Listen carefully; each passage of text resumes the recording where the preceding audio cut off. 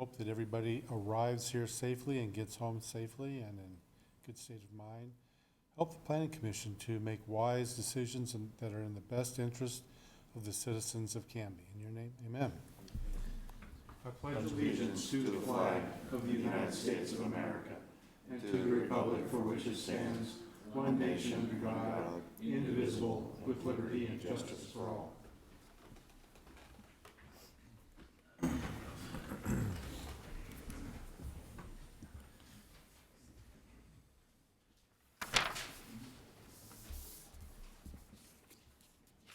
So I see the first thing on here is chair and vice chair nominations.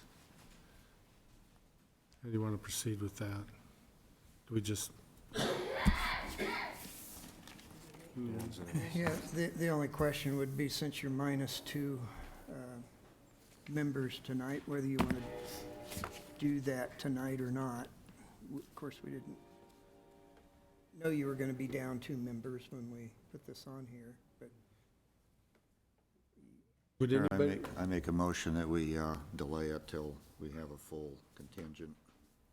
Have a second? All in favor, say aye. Aye. Opposed? Okay. Next item on the agenda is citizen input on non-agenda items. So is there anybody out here that would like to speak on something other than the matter that is before us tonight? Okay, thank you. Brian, any new business? Done. Okay. So we will be considering a request for an annexation zone map amendment and to adopt the Southwest Canby Development Concept Plan for 7 different parcels located in the southwest portion of the city of Canby's urban growth boundary in the vicinity of South First Street, west of Hope Village, and the west side of South Ivy Street, south of Hope Village. That would be ANN 17-02/ZC 1703 Southwest Canby /Stafford. So, the matter presently before the hearing body requires a public hearing.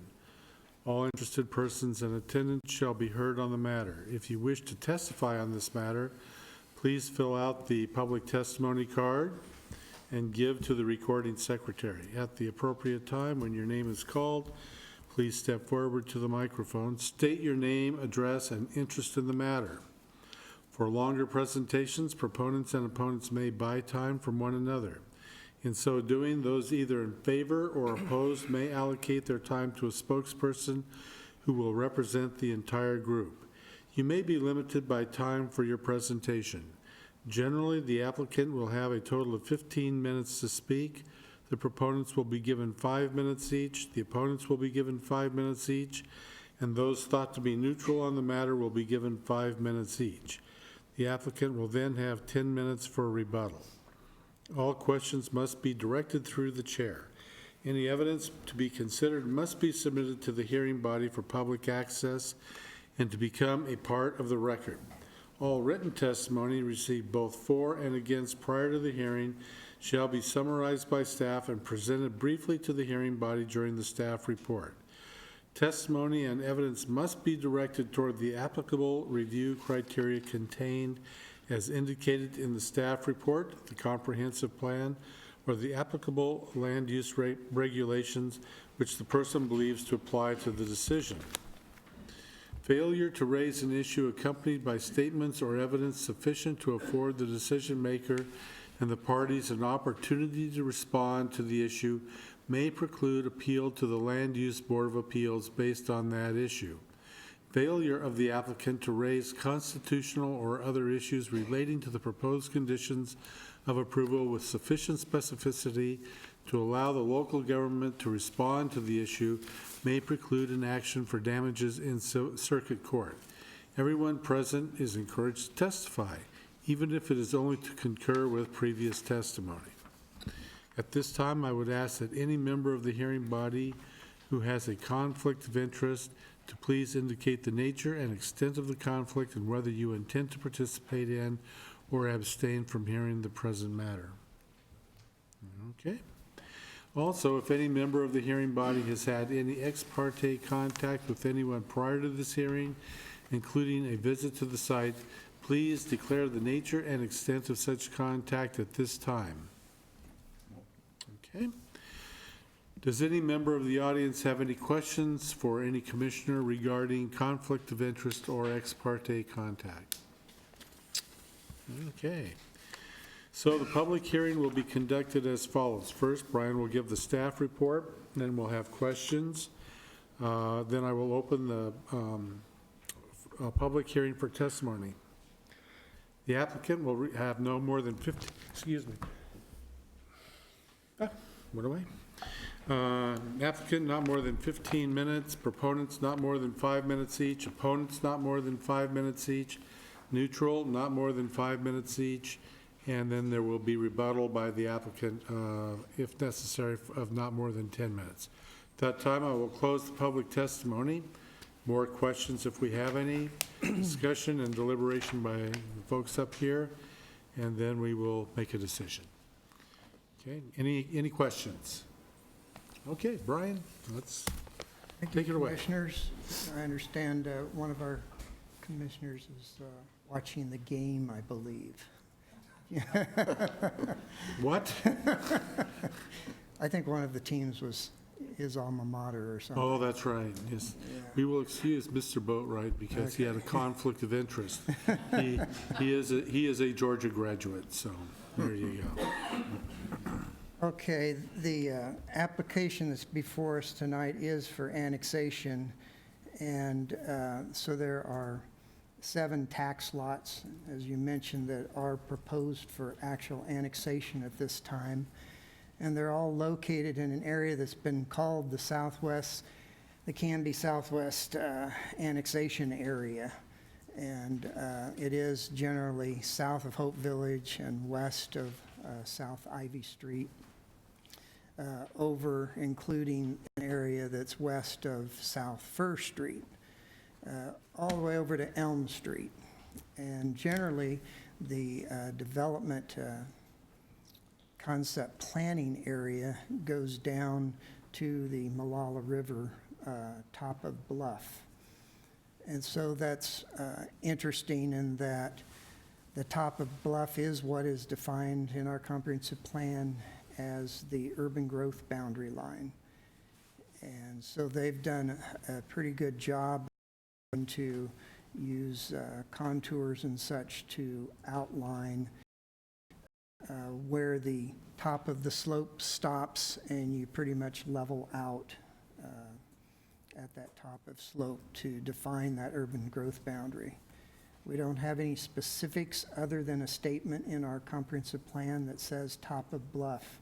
And of course, that isn't something that's absolutely certain where the top of bluff is, because it can vary.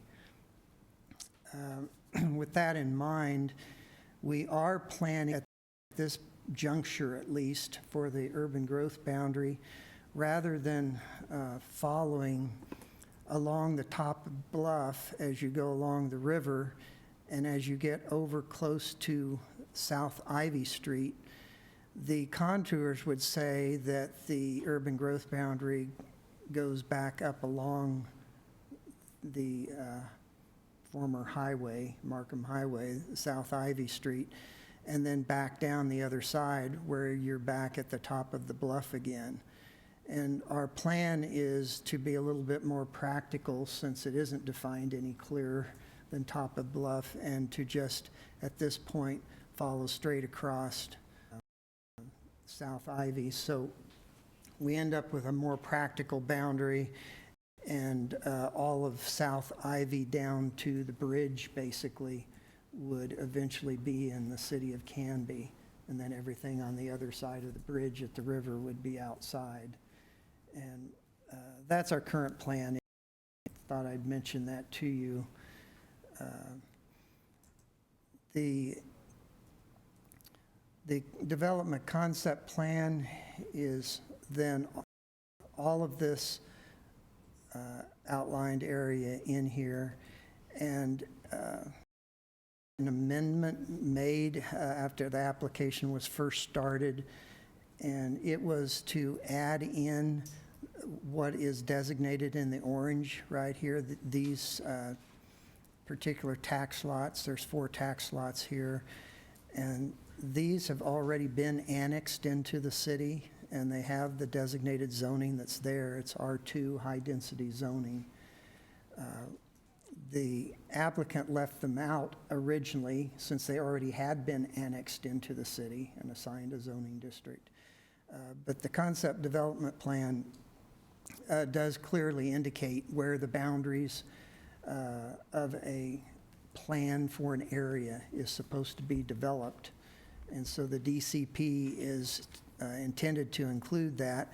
And these properties, although already annexed, are still vacant for the most part. And so there is future development identified and on the proposed development concept plan, including those properties.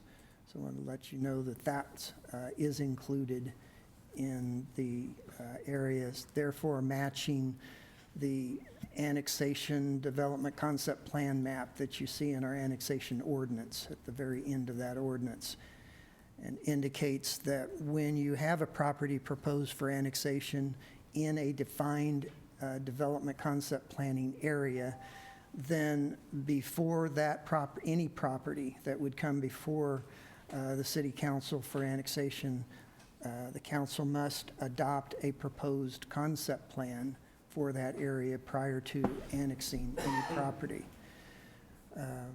The applicant, Stafford Land Development, has done a pretty good job in coordinating over a pretty long period of time because it's really a pretty immense job to plan for about 66 acres.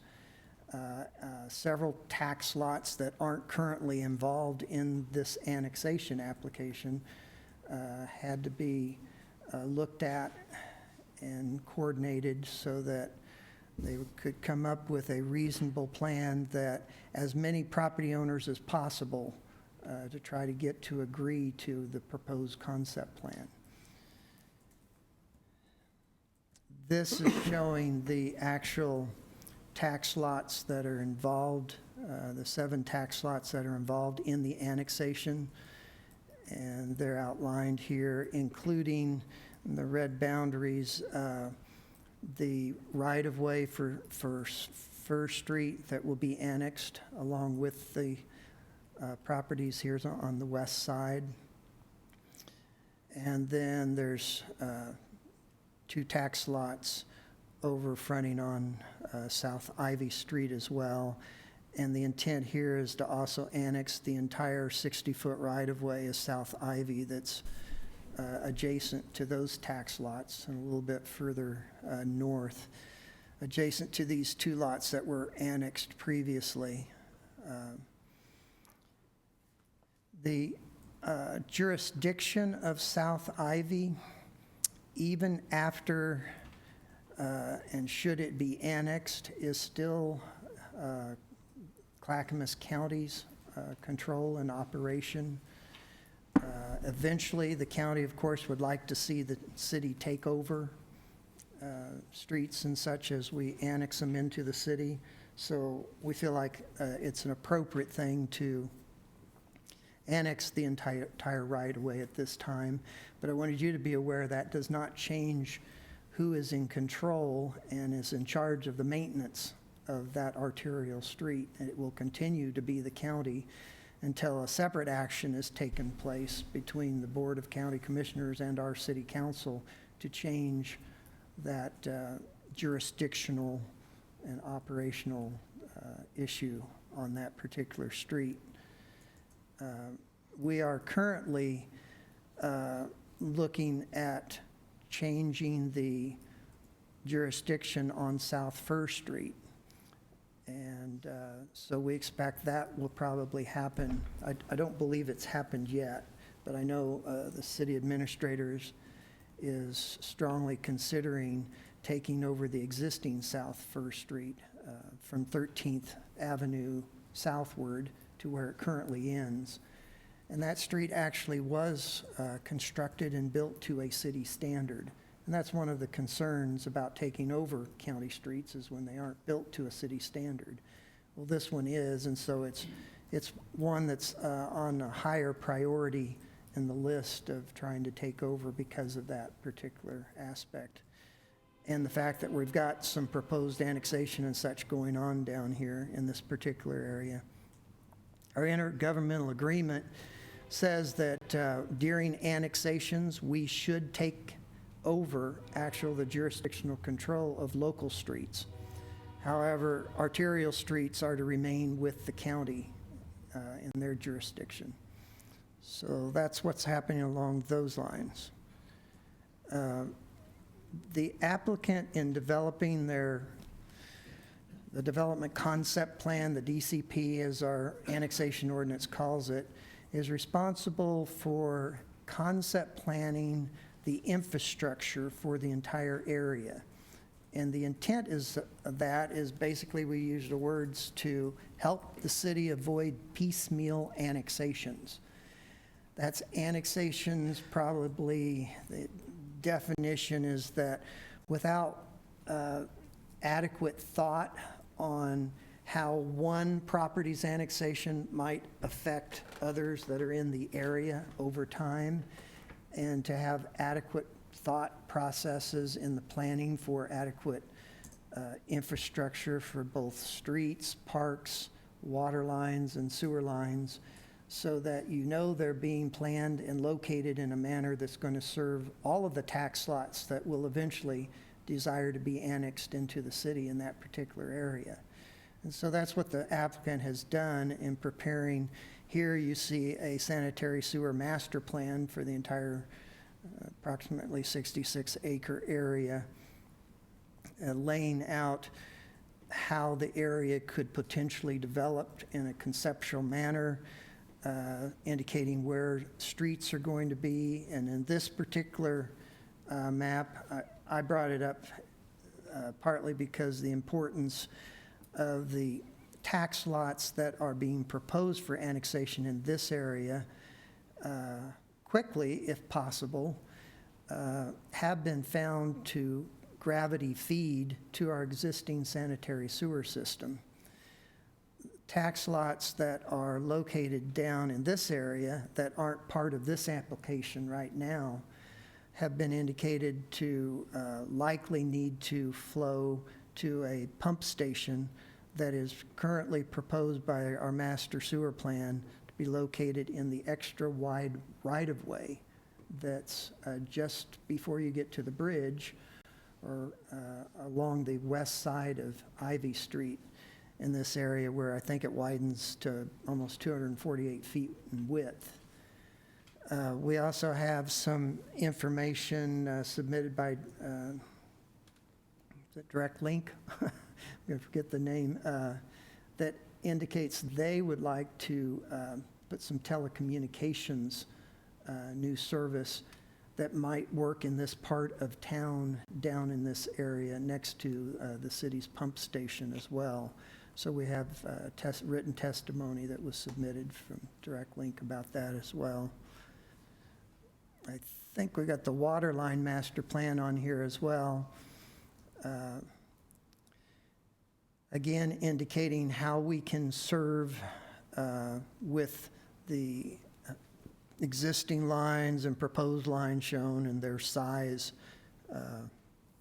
for this development planning area, so that we can feel comfortable that as each lot decides on their own whether they're ready to be annexed into the city, there will be a concept plan that was thought of and will be adopted that not only assures and gives confidence to you and the city council that there's been adequate thought on how service will happen over time, but it also gives some definitive requirements that future development, as new properties are annexed, if people decide to sell and develop their property, they will have to fill in the puzzle pieces and be a part of the adopted concept plan. Doesn't mean it can't change. It can be modified if necessary over time, but it gives something that is actually adopted and helps us work towards a whole by having that plan. Still flexible, but yet something that we expect all the property owners in here to follow over time. So we've been talking about the development concept plan area, and this is the Canby master plan or DCP for this area that the applicant has proposed for the area. And it shows a lot of information on this particular map, showing you the boundary and the dashed blue line. It's also showing you the existing comprehensive plan in the red lines or eventual the zoning boundaries that will be applicable. And so you can see that we have the existing R2 zoning right here along the top was orange in that previous map. We have some additional R2 below that. We have some CR zoning, 2 tax lots with that indicated over next to Ivy. There's medium density residential below that, and then you get down to low density R1 designation down towards the river. Over on the west side, some more low density residential and some medium density residential. There has been interest voiced in some of this high density area by Hope Village. And we have some representatives out in the audience that are working towards the potential purchase and development of that to extend some of the housing concepts that Hope Village has constructed over the years.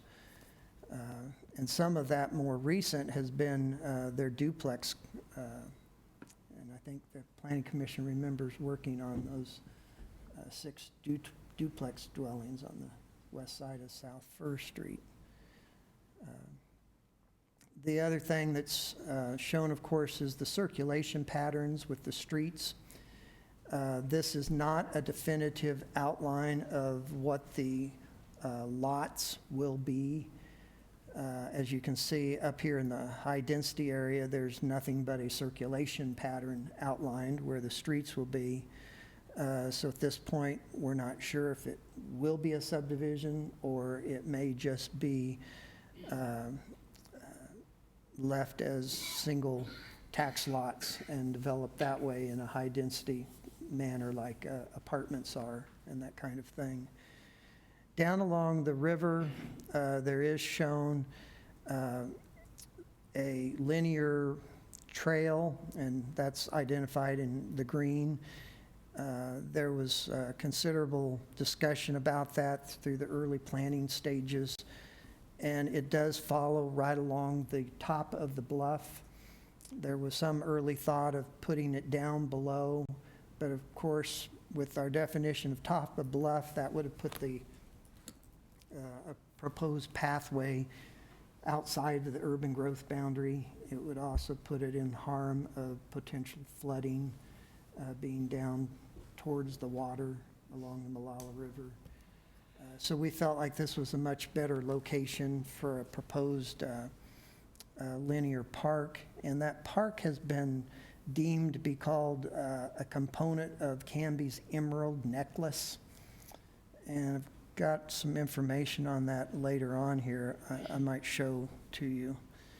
There's some, I don't know whether you want to call them parks or small areas adjacent to this linear trail that made sense for additional park areas. There has been no discussion whatsoever of what those areas might be used for, whether they might just be open space or future playgrounds to serve the neighborhoods as they develop in this area.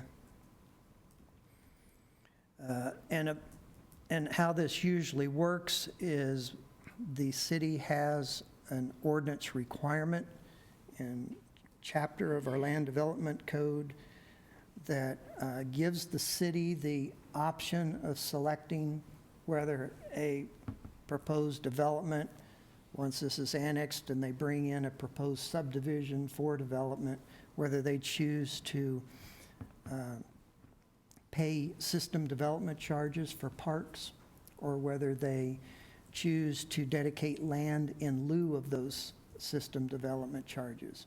And in this particular case, at the pre-application meeting, we indicated that this was an area of town that was deficient in parkland, so that the city was choosing to require some parkland dedication.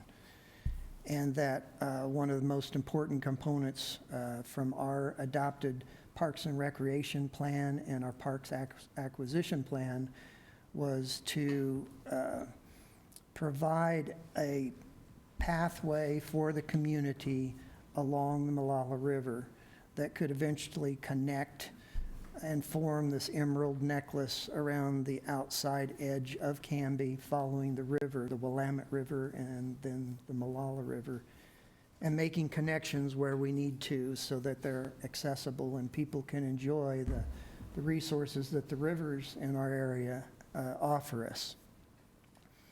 So they have done that, and in the manner that they've proposed park dedication, my understanding is something we'll work out at the actual development stage, but they have not quite dedicated enough land to eliminate all system development charge collection, but a great deal of it will be the parkland dedication in lieu of collecting system development charges.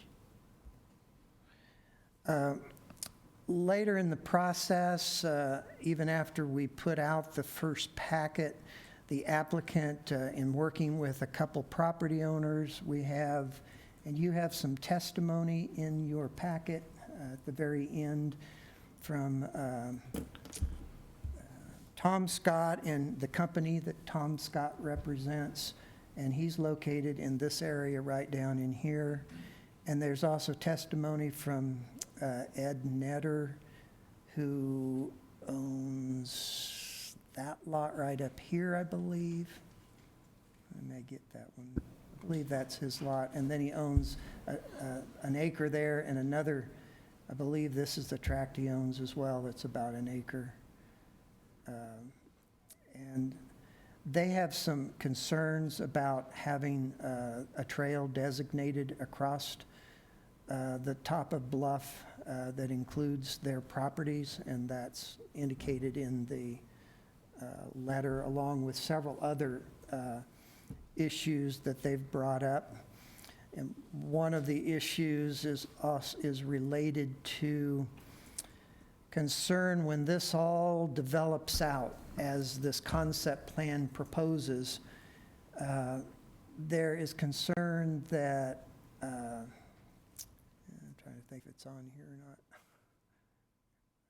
Yeah, it's right up here at the intersection of South First Street and 13th Avenue, that there might be some difficulty in turning left out of that particular intersection because of the increased traffic that both will be on First Street, and there'll be more traffic traveling on actually it'll be southwest 13th Avenue at that point. There was a very extensive traffic study that was performed. It was required to take into account the eventual full development of this entire DCP area. And they said that although there would be impacts, negative impacts on that particular intersection, that was the only one that they indicated would have any negative impact from development of this area. From what I could understand reading that, it indicated that you'll still have no trouble turning right onto Southwest 13th Avenue from First Street, but it will become increasingly difficult to turn left. So you'll see in those letters of concern that they're advocating for always stops at that particular location. Excuse me.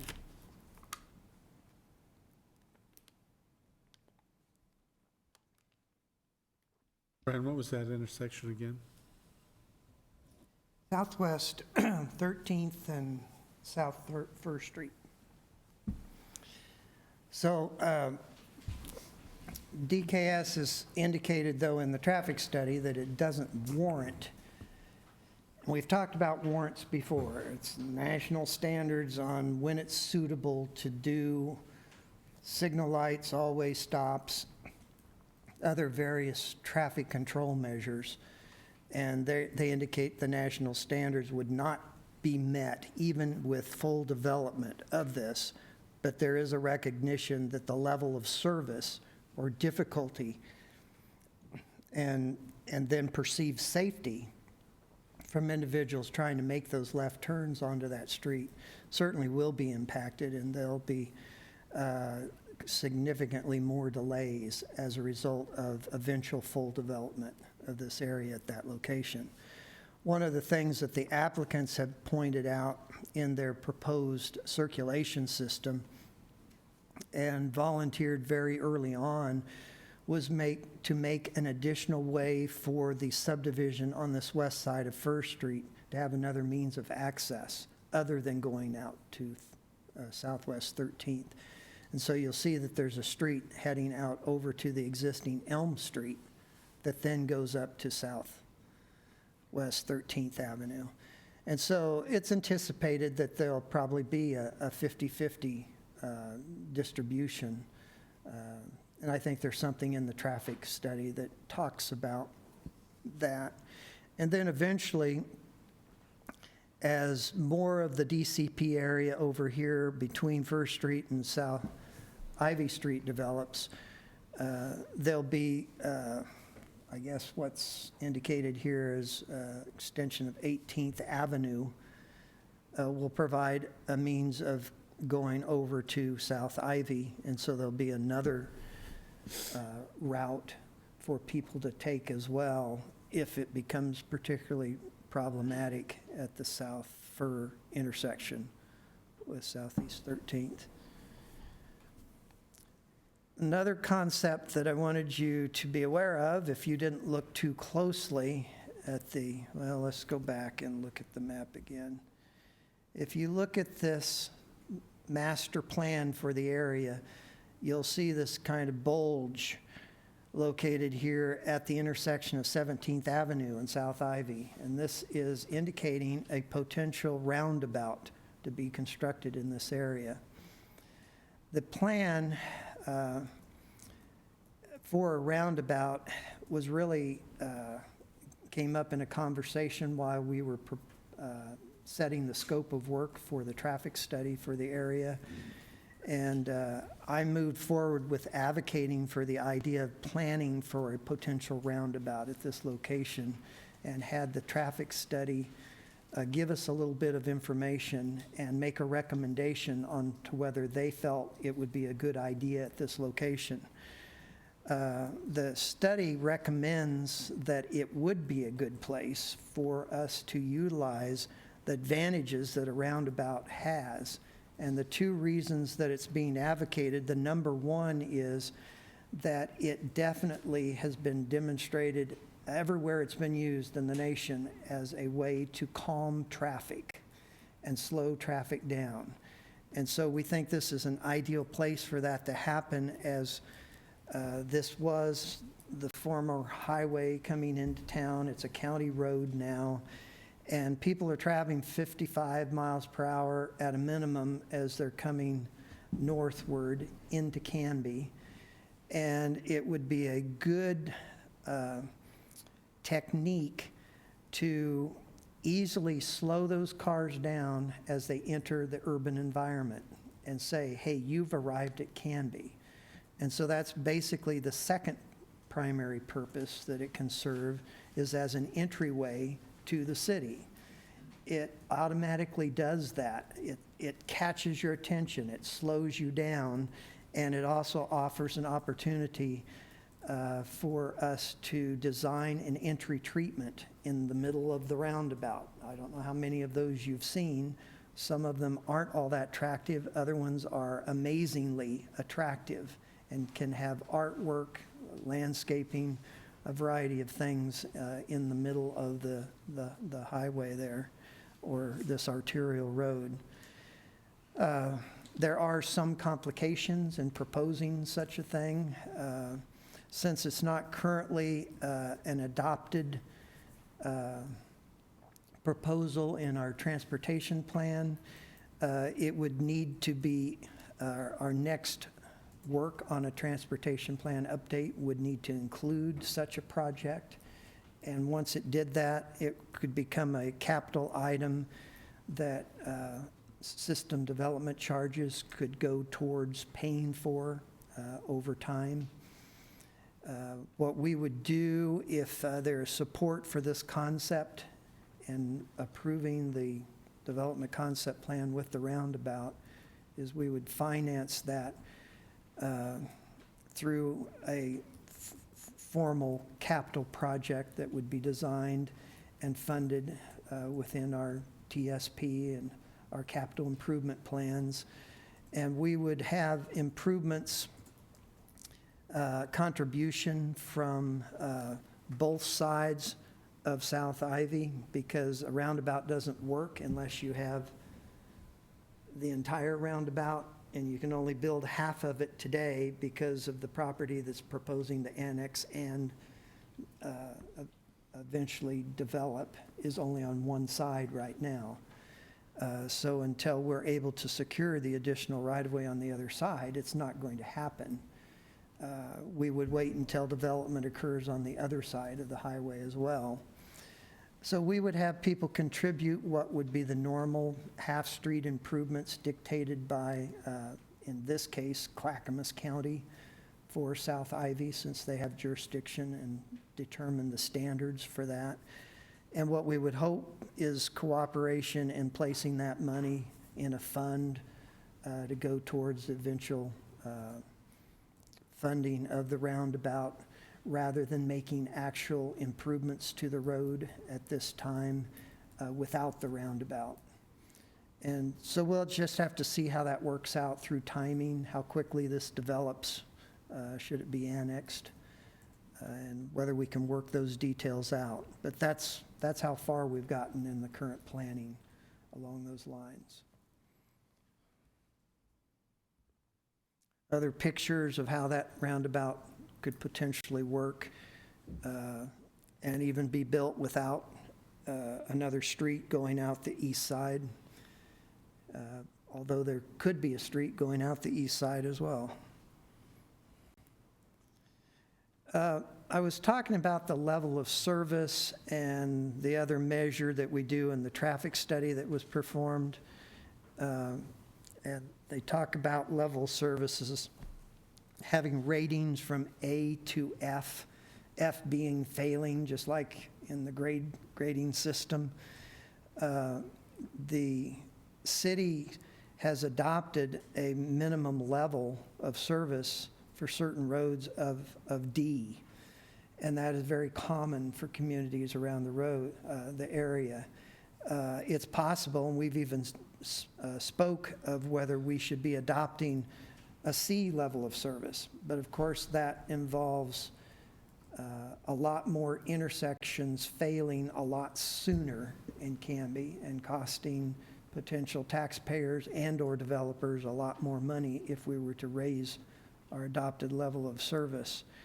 But I'm mentioning that because there was a chart here that came out of the traffic study that talks about the intersection with Southwest 13th and 1st Street.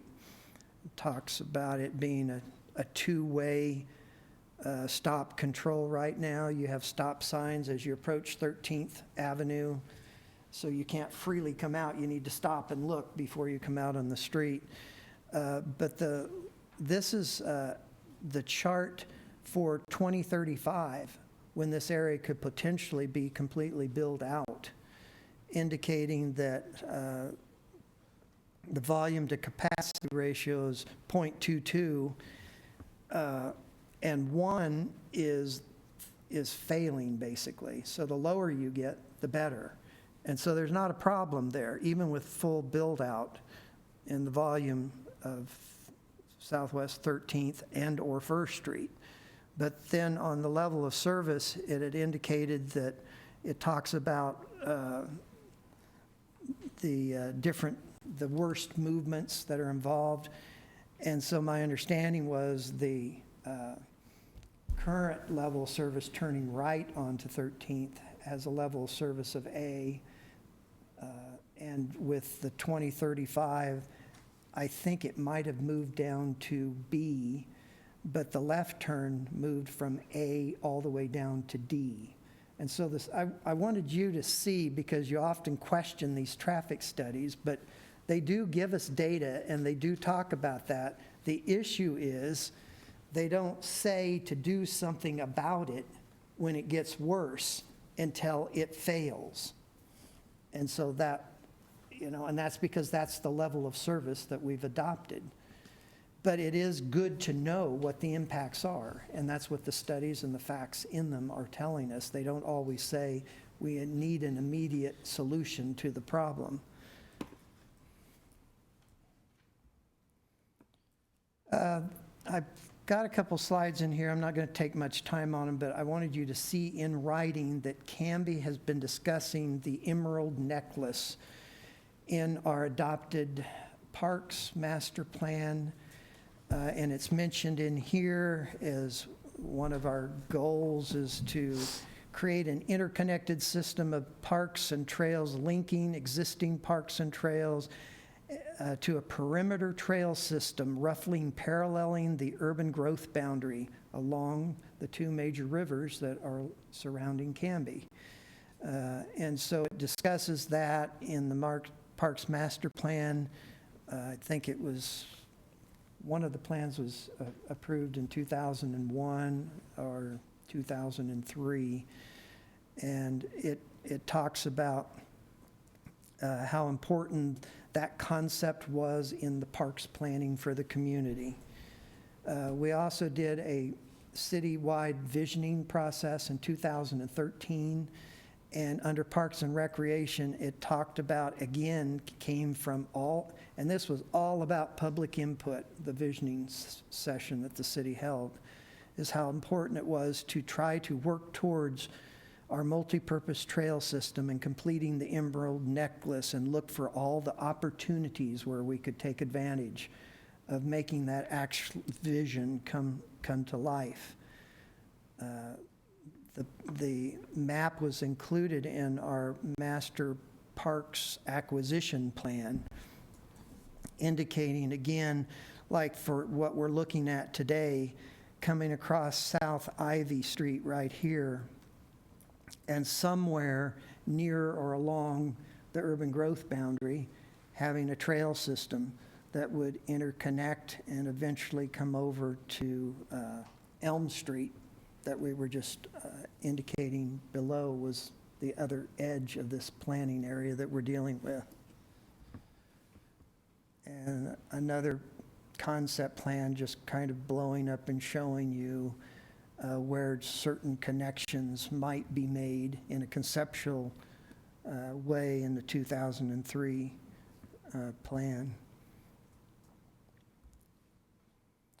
So all in all, with review of this particular application, there are the basic review criteria that are indicated in the staff report. They basically include our annexation chapter, our chapter dealing with amendments to our zoning map, because every annexation results in changing from county zoning to a city zoning district. And in this case, the applicant is following the comprehensive plan land use designations and the corresponding zoning to meet that comprehensive plan designation. We have the review procedures in our code for handling annexations and the associated rezonings. And then we've made, the applicant has responded some to the individual 3 types of zoning districts that we would end up designating for the parcels that are proposed for annexation. And we feel like that they've done a good job in reviewing and answering the standards and criteria that are in the code. One of the most important ones that the applicant spent a considerable time is discussing the whether we actually need more land of the various zoning districts that the tax lots that are being proposed to be annexed will result in. Because there is some R1.5 zones, some R1 low density, and then some CR zoning in the tax lots that are being proposed for annexation. And they've done an adequate job in staff's mind of showing that even though we just had a new development with its plat filed of record just in the past couple of weeks or so, that added 105 lots to our inventory of available undeveloped platted lots. We add those 105 to less than 46 that we had before that plat was filed of record. And with indication that we're up near 65 or so lots a year in average consumption, we do not have a 3-year supply of available platted lots in the town at this time.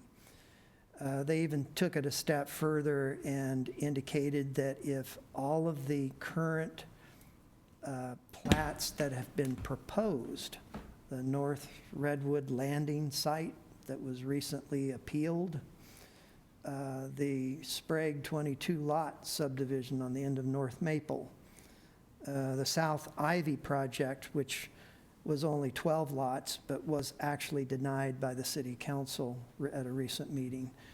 And I think there's a 10 Oak that had 8 lots and maybe another. But if all of those were successful and all were platted within the next 2 years, I think the data that they supplied to us indicated that in a 2-year time frame, we would only have about 80 lots remaining, even with all of those plats being available. So at our current rate, we don't know whether it'll be sustainable. We clearly need additional land to satisfy the demand that we're seeing in the current time period. So that was one of the review criteria, is to demonstrate that we really do need these new lots. And the policy that has been adopted is that availability of a 3-year supply of platted lots is in a reasonable amount. Anything in significant excess of that would be questionable as whether it's appropriate to annex at this point in time. So I was going to mention just real quick that there were a couple items that we put on your dais that did not get in the packet related to public input. One of them was just received a few hours ago. We had a similar letter that came to us from the Housing Land Advocates and Fair Housing Council of Oregon. They're both nonprofit organizations that advocate for land use policies and practices that ensure adequate and appropriate affordable housing for all Oregonians. We had a similar letter with the South Ivy rezoning and comp plan. Well, it wasn't a comp plan, the rezoning for Alan Manuel's South Ivy project. And I made a quick response back today when I got that to them. And basically, they're requesting their letter that we we delay a decision so that the city can provide a more detailed Goal 10 analysis on housing need and supply and availability of land and such. And I responded back indicating that I think they were somewhat in error in thinking that we're doing some sort of comprehensive plan amendment or code amendment, which we are not.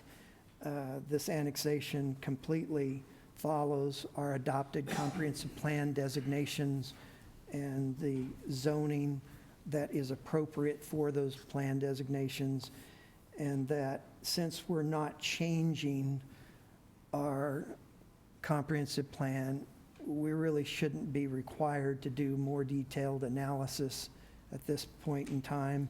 And this is my professional response, and I'm not 100% positive that state statute doesn't require us to do more as they're implying, but I feel fairly confident that it's not appropriate that we be forced to do that since we're not changing our comprehensive plan. So I wanted you to see that in my response to that. In addition, Ed Netter's letter apparently did not get in the packet. It came, I believe, the same day Tom Scott's letter that did get in the packet. And so we've laid that out for you. If you get a chance, you can look at that. But I already pointed out the two major areas of concern was wanting all-way stop eventually at 13th and South Fir, and having difficulty accepting the idea of a trail along the top of Bluff as it would cross his particular property. And I already mentioned the letter from Direct Link, which I'm not sure was in the packet either. I think that's all I have. Were there any questions about staff report? Okay, so we will proceed with the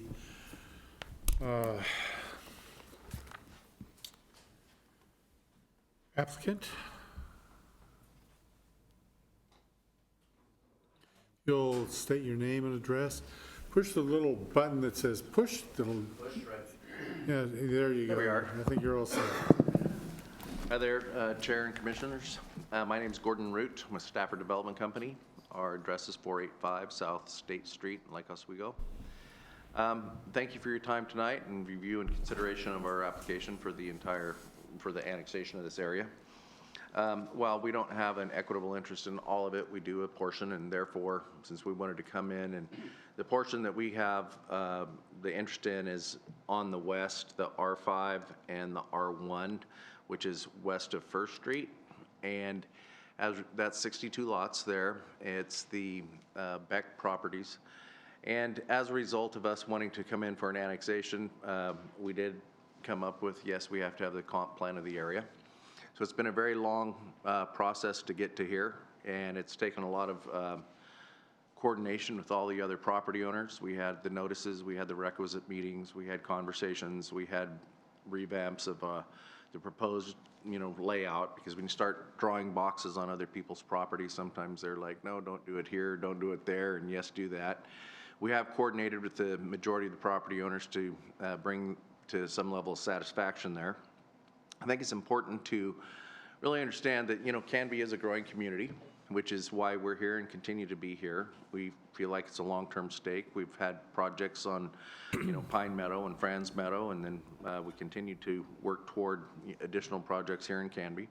Canby is a community where people want to move to, stay, live. It's outside of the urban growth boundary of, the really, really high density, force density we see inside the metro area. And it's just a great community to bring up families. So that's why we're here, and that's what drives it. I think an important point about this is that while you're looking at, it looks like a fairly, large land mass, it is, but it does come in phases through time. This is not going to happen all at one time. Land development is more of a reactive behavior. We react to the demand rather than build it and they will come. It's just a matter of, what can we build and how the market will dictate how fast this gets absorbed. It won't be built all at one time. The entire concept plan for the Southwest Canby Master Plan you're looking at does include a variety of zones, has been pointed out, and that provides, what we call ABCs of housing, being attainability, balance, and choice, and keeping those available in the marketplace of all different price points and different housing options. One of the things that Brian brought up is it's been an exhaustive traffic study that we had. Many of us property owners grouped together, those that are with the McMartin property, Hope Village, and ourselves came together to jointly pay for much of the planning and the traffic study of this area so that we can coordinate and that we're doing what each person wants to have. We're each planning our own piece of the puzzle and putting all together on this map to come out of here's what, we're all satisfied with for the most part. It has taken a lot of coordination with others and a revamping. This plan has probably been revised, 14 times in order to come up with something that everyone's satisfied with. And so far as the parks, the parks are a double-edged sword, as you know. We have to provide parks. We view them very much as an amenity. We like the trail system, we like the parks, and we like the parks that are, exist in the school grounds, et cetera, also in Canby. But the double-edged sword of parks is once you have the park, you have to maintain it. So there's the balance of enough park, but not too much park. Insofar as being responsive to some of the additional property owners that have elected not to participate, and we gave all the property owners we noticed, we had a meeting over at the senior center, and we let everyone know that yes, the meeting was happening, yes, come. When they were there, they had the option to ride on our coattails, in essence, to either join in our annexation request or not, and then have some input as to what the actual boxes on their, the little squares on their property would look like. One of the post-application conversations we had, we did have notice with Tom and Ed, but then post the first map that they saw, which you see, that's the one on the screen here, we had a conversation with Tom, and he really expressed that he didn't want to have, I'll let him speak for himself here as well, any park shown across his property because he intends to live there for long term. There's the other map. So we came up with this alternative trail system. There is pedestrian connectivity within this without going across their property. Their property is outside the city limits, and some planning commission in the future can impose a part of the park if they feel like, but we give an alternative for pedestrian connectivity and access, and we think that that's being responsive to their desires and needs and the requests of removing that from there. And then insofar as 13th and Fur, I'm not going to really dwell on that intersection too much because when we do make the connection across to the west to Elm Street, we figure that that's going to be a very good outlet when we come back to you, should this be approved by you and the council. We'll be back in fairly short order for a 62-lot development on the west of Fur there. But we have that access to Elm as well as Fur, as you saw, all the services work there as well. So overall, yes, we've worked hard to get here, and I was commenting to Levi on the way in. I said, it's kind of interesting how it all has finally come together in what is relatively a small and seems like an easy concept or well laid out, but it's kind of like a landscaping project, I guess. You don't see all the mess that existed before it was completed, and what you're seeing is a completed project. So we worked very hard to get something acceptable to all, including the city, and help meet the needs of the city long term. Okay, thank you. Any questions? Ryan is going to come up, and then Levi's going to talk about the traffic.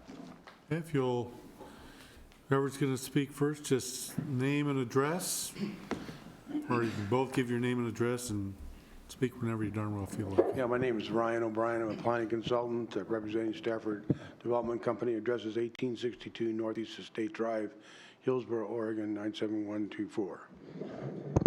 And my name is Levi Lavasa. I work for Stafford Development Company, 485 South State Street, Lake Oswego, Oregon, 97034.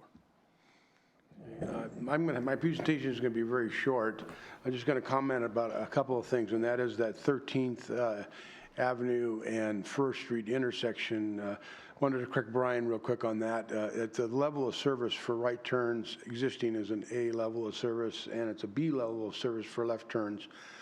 In 2035, it still stays at an A level of service for right turns, but it goes to a D level of service for left turns. So, and that's one of the reasons I think Brian talked about providing another access out to Elm Street. And people, when they have a hard time making left turns, they usually look for other routes. They'll go out to Ivy Street, or they'll go out to Elm Street, I think, to make the left turn. So just wanted to clarify that one real quickly.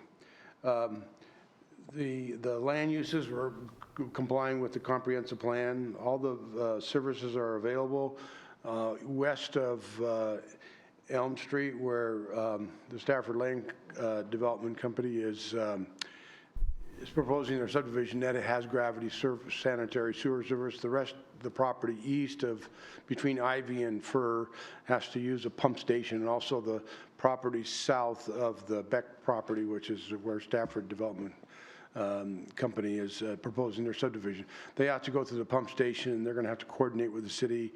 That will be paid for through the combination, I think, with city fees and developer fees. But so that's probably going to take a lot longer to develop. We're planning on trying to build this summer, if it's possible. So you'll see the first houses coming out in 2019. It generally takes 2 years to develop. So the second phase will be the following year. So 2021, 2022, before all the houses are probably built. The total area of net acres is 61 acres, 18 tax lots. Our particular annexation, those are the only, in our annexation, only the properties that actually requested to be included on our annexation, those are the ones that we included. However, the McMartin property, which is a much larger piece of property, is an annexation application has been submitted, and I think in the next month or two you'll probably see that one in front of you. So I'd say 85% of all the land is actually proposed for development. So it's not something that we're just a proposal for a concept plan is being submitted and not too much development is proposed. So it will be proposed.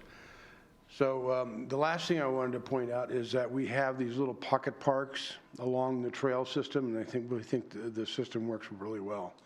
So I think that's all I have. Now I'm going to turn it over to Levi, because he's going to discuss the need for additional housing in the city of Canby. Do you have any questions for me? Okay. So I will be brief as well. I think the staff report summed it up pretty simply and succinctly. From what we could determine with the available data, shows that there's a 333 lot deficiency as of the date of submittal for this application.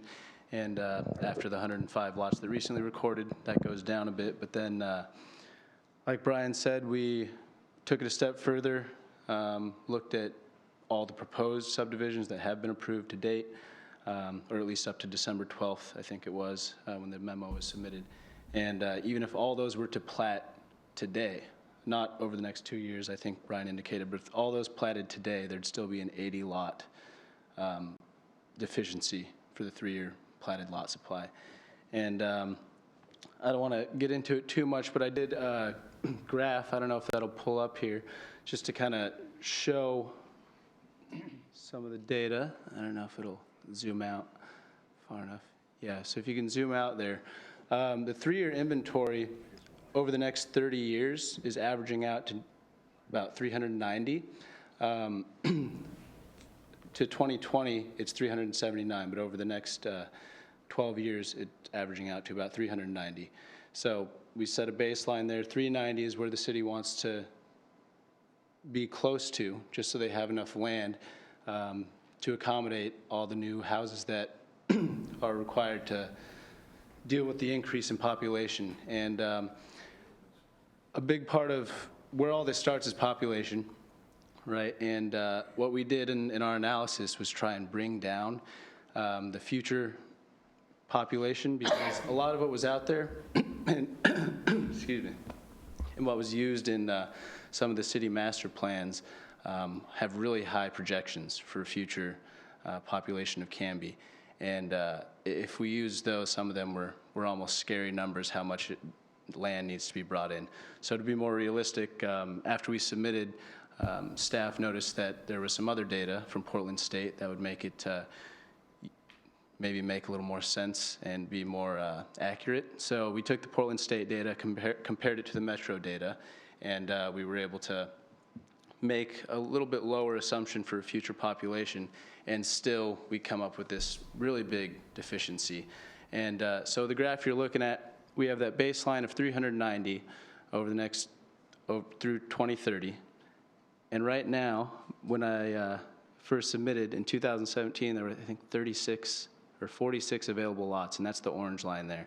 And to get that orange line to the blue line, which is the 3-year goal, you can see the gray line there. In 2018, hopefully we can get in Canby to get that goal. If you plat 200 lots 2018, 200 lots 2019, and then 175 each year through 2025, you can get up to that 3-year platted lot goal. And it's a, I don't know if you want to get there, but it's tough to outdo the 3-year inventory that has been set by policy, because the absorption rates are so high and population growth has been held back by voter-approved annexation and the inability to build more.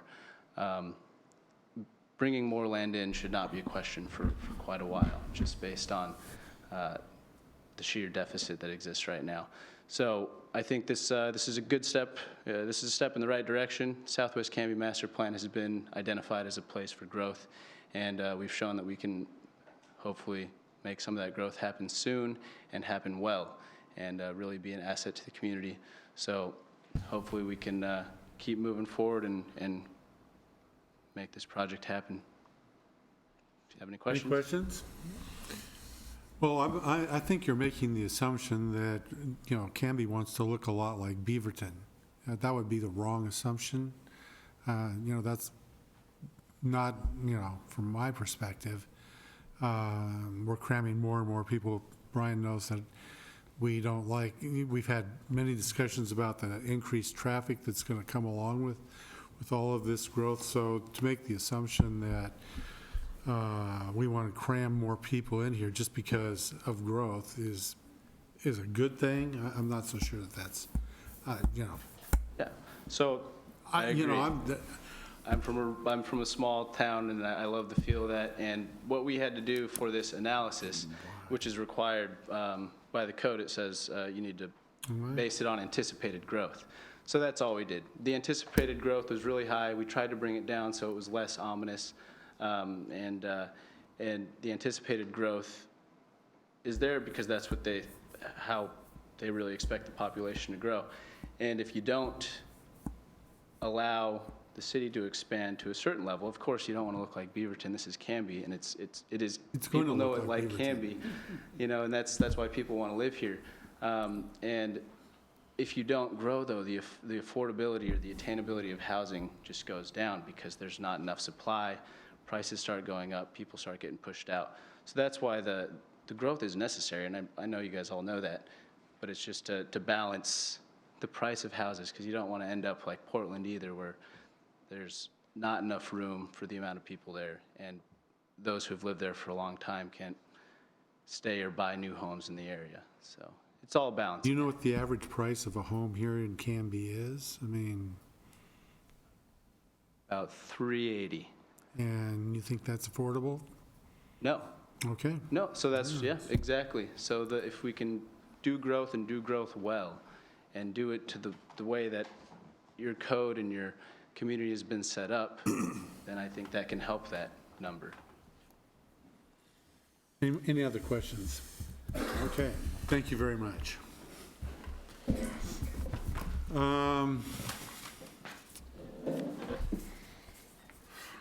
Any other, let's see, I think we have a Tucker Mayberry, is that correct? Okay. We have about 5 minutes if you'll state your name and address. I'll try to make it faster than that. Tucker Mayberry, 10801 Southwest Riverside Drive, Portland, Oregon, 97219. I'm here tonight as in favor of the project, the annexation. Currently, I'm working on the McMartin property, and so you will get to see me again in about a month with an annexation request for that property. So it kind of fits in with what we've seen tonight.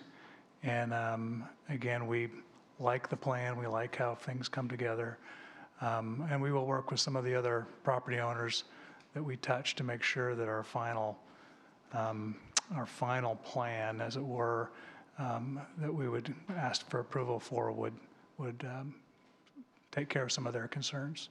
But I just wanted to say I do support this action tonight. Thank you. Any questions for Mr. Mayberry? Okay. Guess we'll see you in about a month. Mr. Bob Price.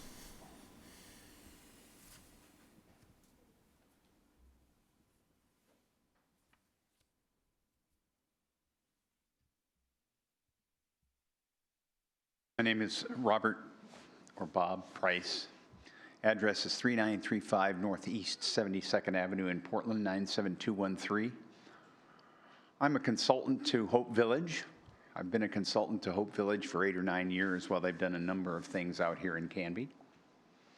And as a consultant to Hope Village, I support this project. And I think it's a useful project, a good one. And when you combine it with Tucker Mayberry's project that'll follow along in a month or so, I think you'll get a bigger picture of what's going to happen in Southwest Canby. And again, we support that. Craig Gingrich, the executive director of Hope Village, will follow me with Hope Village's official statement of support for this project. So hold your breath waiting for Craig. The final thing I'd like to do is to give an attaboy, which is not the right term anymore, to Brian and Laney. Your staff is amazing out here. Believe me, I've worked in a lot of jurisdictions around the Pacific Northwest, and your staff does more work with less resources in less time than most other jurisdictional staff. I like working with Brian and Laney. They're good people. They represent Canby well. And I think they deserve something more than they're getting now. Any questions, please? No, I'll contribute my free bottle of water. We're well compensated as well.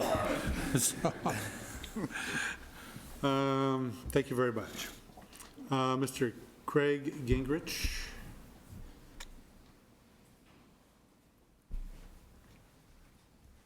I push a button. No, it's already on. It's already, good. there you go. I'm Craig. Some of this is going to be repetitive, and I'll be brief. I'm executive director at Hope Village. Our address at Hope Village is 1535 South Ivy Street. And I'm here on behalf of our board and just want to express our appreciation to the commission and the city council and the city of Canby for all the support you've given us in past planning.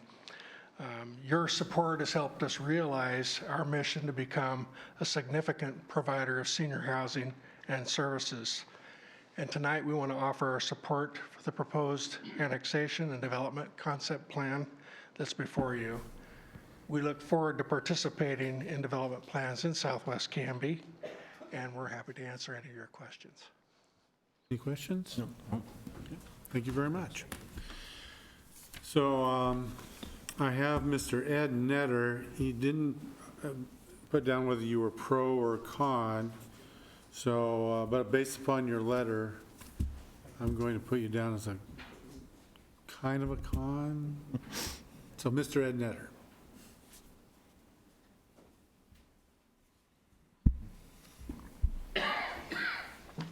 Hello, my name is Ed Netter. I live at 1847 South Fir Street in Canby, which is the west side, same side as the Beck property. I'm not against the growth, being a builder and developer in town. I like growth also. Just a couple of things that I'd like to have addressed in this plan. We keep talking about the four-way stop. From 7:15 to 7:30, when I'm trying to get to the left to drop my kids off at the high school, more than twice to 3 times a week, I can count 12 cars coming off of Ivy. I'm the one car, there's nobody in front of me.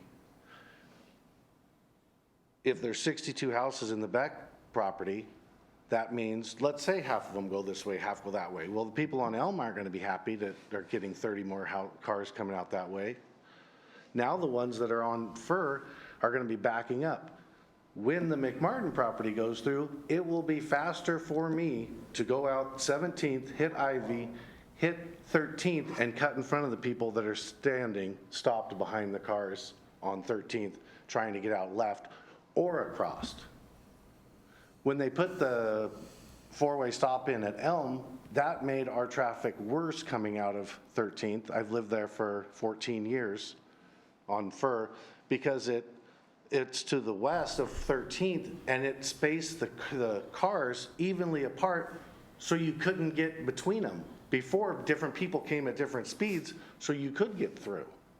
So now, you're there trying to cut in front of these people, but you've got to time it with these guys coming this way. So it is extremely hard and dangerous right now without these 62 lots and the future 200, if that's what it is, 175 lots to get out and turn west on 13th. So that is a big concern of ours. I've seen near misses there. I've never seen an accident there. Have I been close a few times? Yes. So that is a huge concern for me and the safety of the Canby community. Another concern is the homes. Brian, can you pull up the map of the proposed?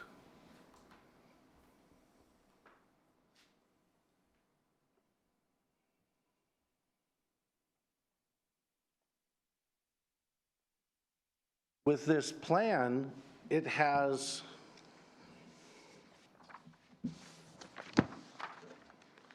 a good number of houses coming out on the 13th, entering on the 13th would be their driveway. I would like to see the houses on the Beck property coming in on one or two entrances and accessing their driveways off of the inside, through the inside of the subdivision, not off of which is going to turn into a main road of 13th with all these houses going west, north, or east, but coming out onto Fur. So how many is that from the top? 1, 2, 3, 4, 5, 6, 7, 8, 9, 10, 11, 12, 13, 14, 15, 16 on the Beck property. That's 32 cars, if it's an average of 2 cars per house, kids, dogs, balls rolling out into the street when there's a lot of traffic going to be up and down that road. So that gets me to my next point. We were notified of a neighborhood meeting. I went to it. That was the last we heard. I never had any input on how the Southwest master plan would be. As I own 2 properties there. Tax lot, I believe, 1600, which I live in, 1847 South Fur. And then at the end of the street, the long sliver, which is 1960 South Fur. Well, with that little sliver, it's a 1 acre. A quarter of it is over the urban growth boundary. So it's down over the sloped hill. If you can, Brian, can you highlight my little piece or point it with your pointer? It's right next to the McMartin piece, yes. So that piece is 1 acre from property line to property line. But you can see roughly a quarter of it is over the hill. And then let's go up to the street. I would never say that, yeah, it's okay to run the street through my property and then have a part of it on top. On the other side of the street is, again, my property. I've got 1 acre, which turns into 3/4 of an acre, which now just turned into a half an acre because of that road going across, which I didn't agree to put it there. There's plenty of room on the plan up higher in the R2 to have another road come out and adjust the roads to go around there. Do they put in another little pocket park there and move the road system up? I don't know. But as of now, that road's going through my property. I don't plan on developing that piece. I like the bigger lots in Canby. And they're getting, soon enough, there's going to be not big lots left in Canby. So I would very likely see somehow the road go around there, because again, I'm not going to annex in and come in at this time. That's why I was against the 35-foot park walkway in the back, because now again, my property is cut in half after all this. So that's a big concern for me. Again, I never had a voice on how this was to be master planned, but I would think a 30-acre piece could somehow figure out a way to get their roads out to the main street without going through a 1-acre piece. I'm trying to identify, is the road that you're talking about 19th? It's right there where the pointer is. Okay. Yeah, so 19th word. 19th is the road that would cut part of your property. Yeah, correct? because it shows part of my property on the north side of it and on the south side.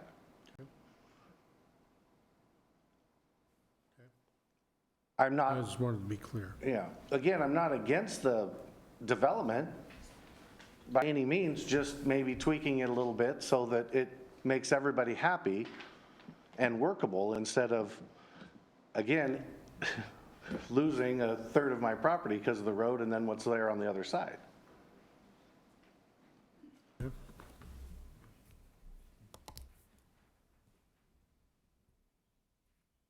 But I would encourage you guys to come and try to cross the 13th and Fur from 7:15 to 7:30 in the morning and to try to get out. And one day you'll say, wow, and that's with hardly any traffic right now off of Fur instead of 62 and then another 100. So Okay. that's it for me. Any questions for Mr. Netter? Thank you very much. Yeah. I have no more blue slips. Are there any other opponents? Or, sir, if you could step forward, state your name and address. Good evening. I didn't see you back there. Tom Scott, 1893 South First Street, Canby. Thank you for allowing me to address the commission tonight. So we received a couple letters from me in your packet. The first one was in interest of my business, and I want to say that that was addressed. That property was included, I think, in the last week or so in the DCP, so I appreciate them doing that. The other letter was in concerning my personal residence, which is on the south end of First Street. And so you've seen my letter. I won't address every point in that letter, but I will address a couple of the points. First, I want to say that, you know, I'm here not opposed to the annexation or the because I do believe that these property owners have the right to do this with their property. However, it has to be in a well-planned manner that creates a good neighborhood for all of us. And I'm here to protect my property rights. I have property rights like everybody else, and so I want to make sure that those are protected through this process. I believe that the DCP was put in place to create a process that allowed everybody a voice. Unfortunately, I didn't have that voice throughout this whole process, in my opinion. I am aware that there was a neighborhood meeting in April of 2017. I must have missed the notice. Was not able to go. I didn't know about it. And so the only notice I had was this notice of this meeting, which I responded to.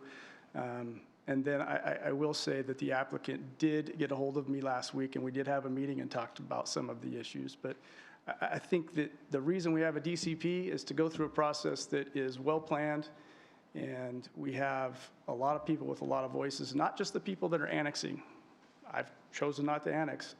I don't have any reason to annex at this point. I won't say never, that's a long time, but I don't plan on it anytime soon.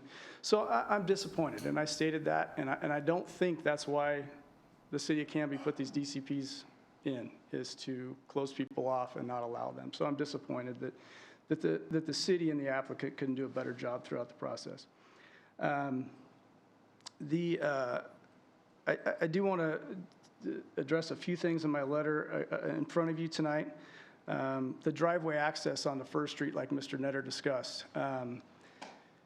So we have on the west side of First Street, we have several lots, 15 or 16 or 17 lots there with direct home access, driveway access onto South First Street.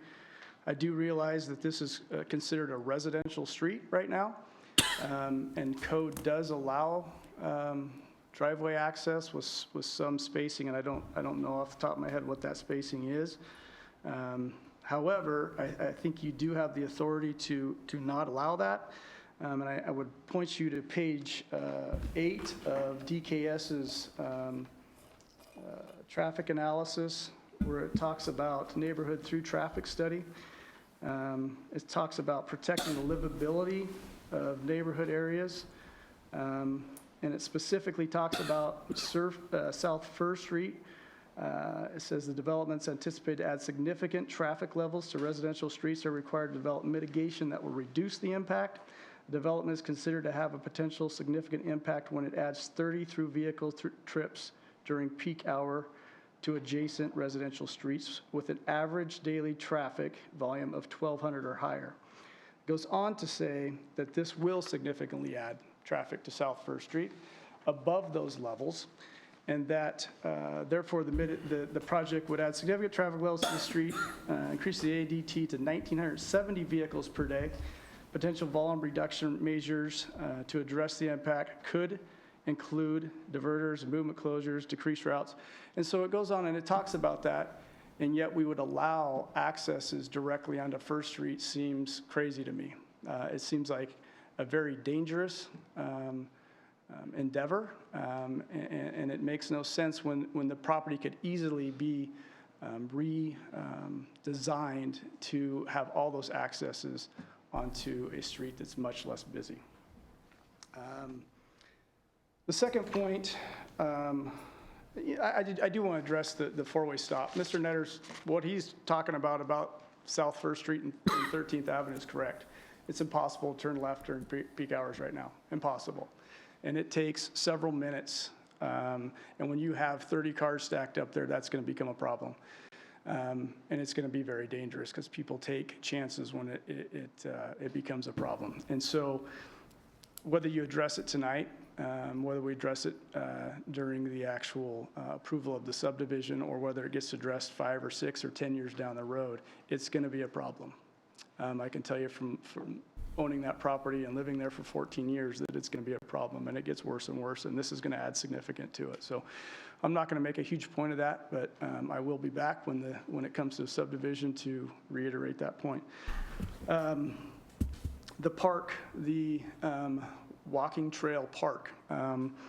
So as I've stated in my letter,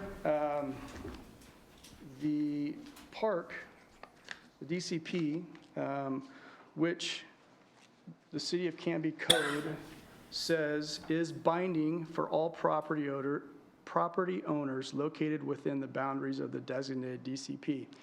So what that means to me is once you adopt this, that I'm bound to what you adopt. Brian did state that landowners can make some tweaks, but they are expected to follow the DCP. And so I'm here to state my public opposition to the park trail on my property for a few reasons.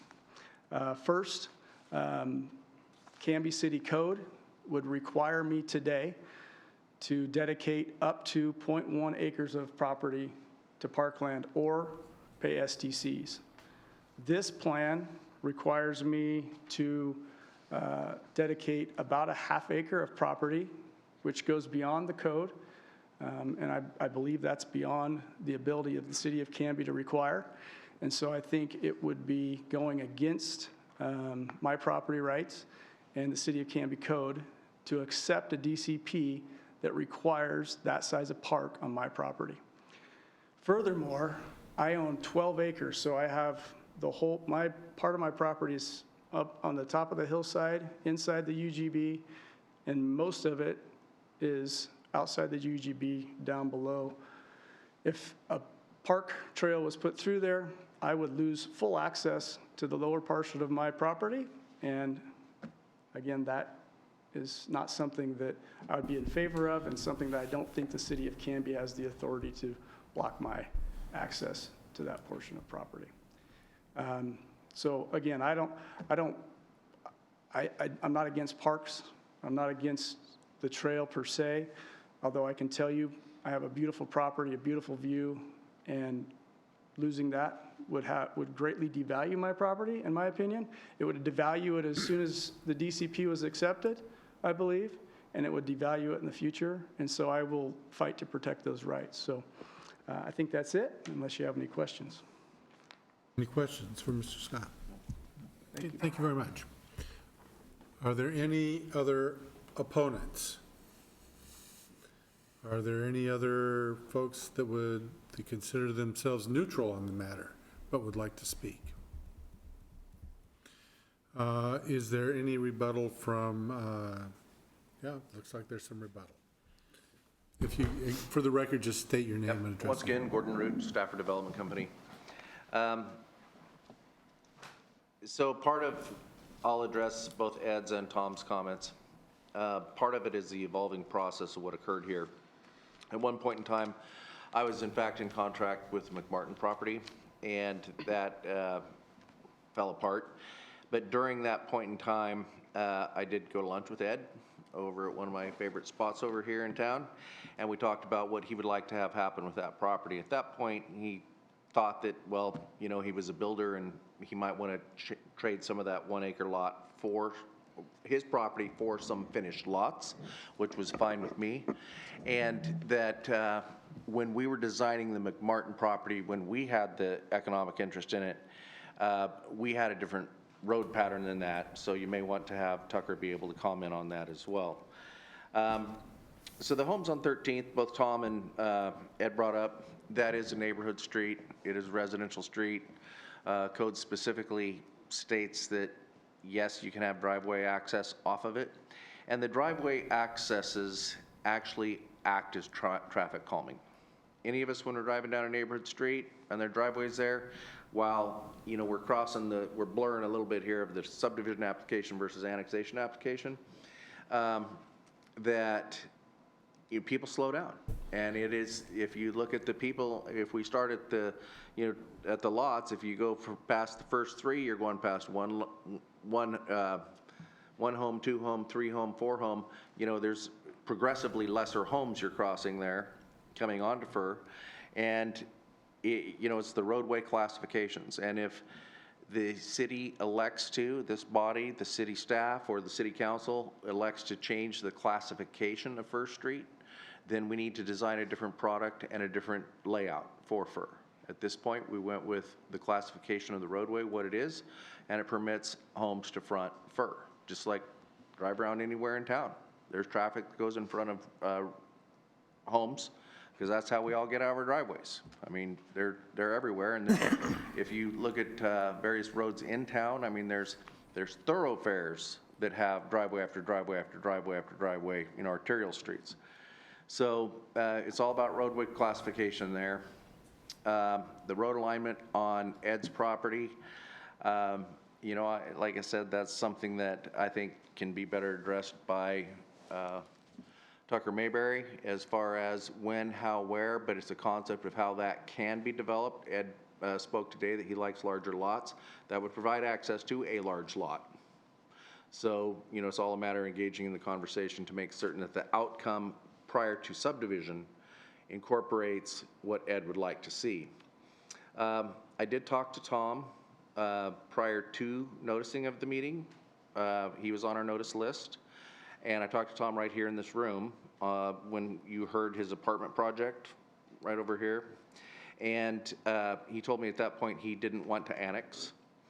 And that in subsequent conversations, I've talked with Tom that he said there's going to be 30 to 40 years before he wants to do anything with his property.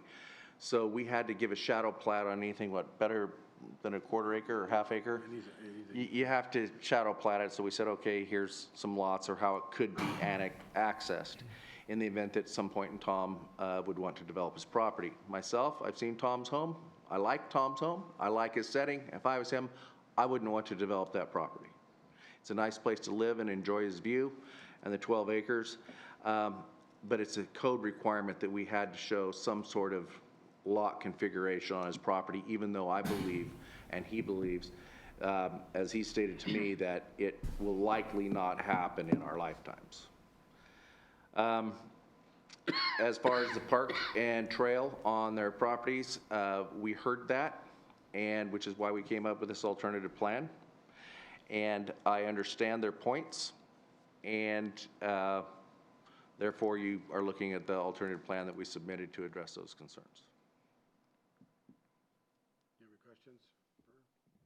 Okay. This is Ryan O'Brien again for the record. I just want to mention a couple of things. Number one is on First Street, we only have lots on the west side.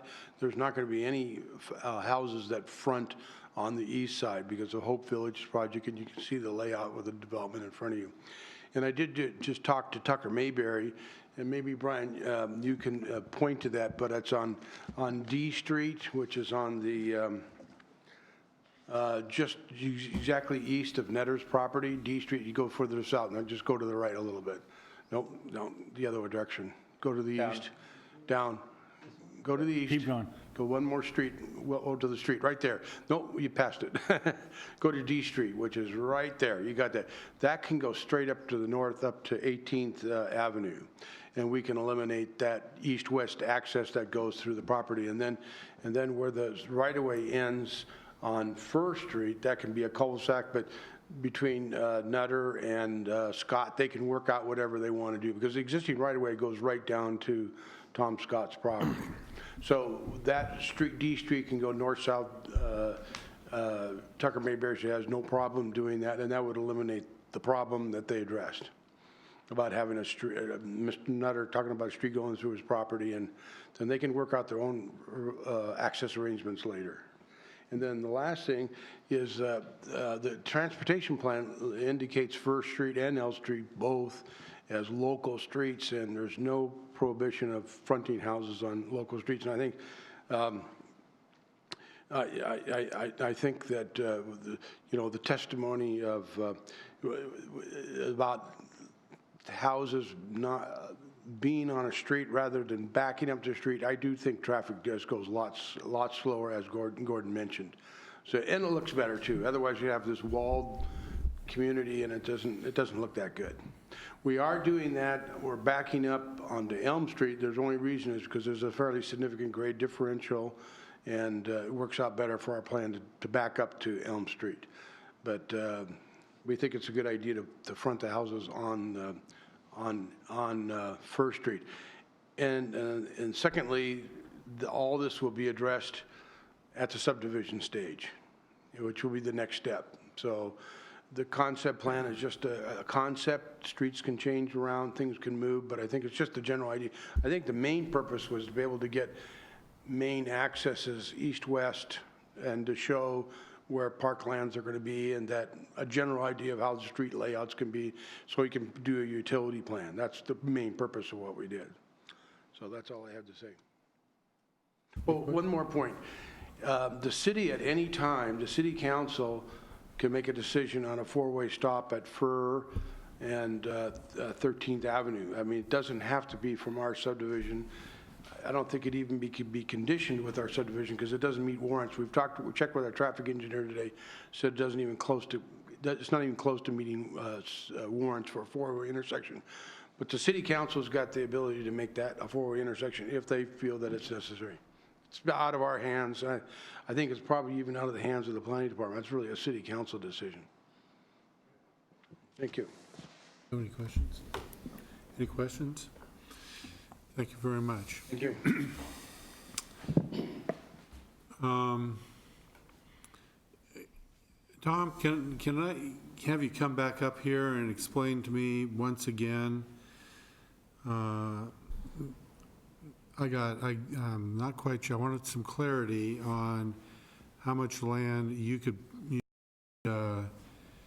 be losing through this process.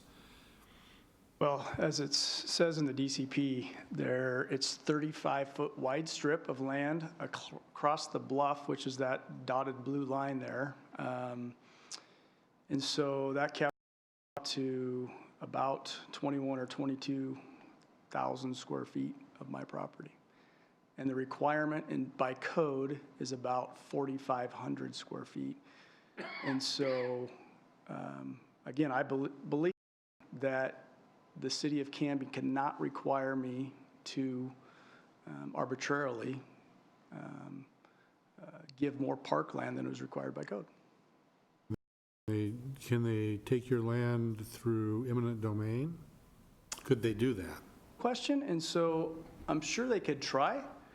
I'm not sure that that would be something that they would want to do, but I'm sure they could try. Any questions for Tom? Thank you very much for coming back. When you say that they're going to take, they've taken that out of the DCP, correct? In this plan? I was going to clarify that. If you guys make some kind of recommendation tonight, I guess the recommendation I would like to know which, the alternate or I mean, we've seen both of them tonight, so I guess I'm not sure where we're at. So I guess if you do some kind of a recommendation, I would like to publish which one you're recommending to the council. Thank you. Address that?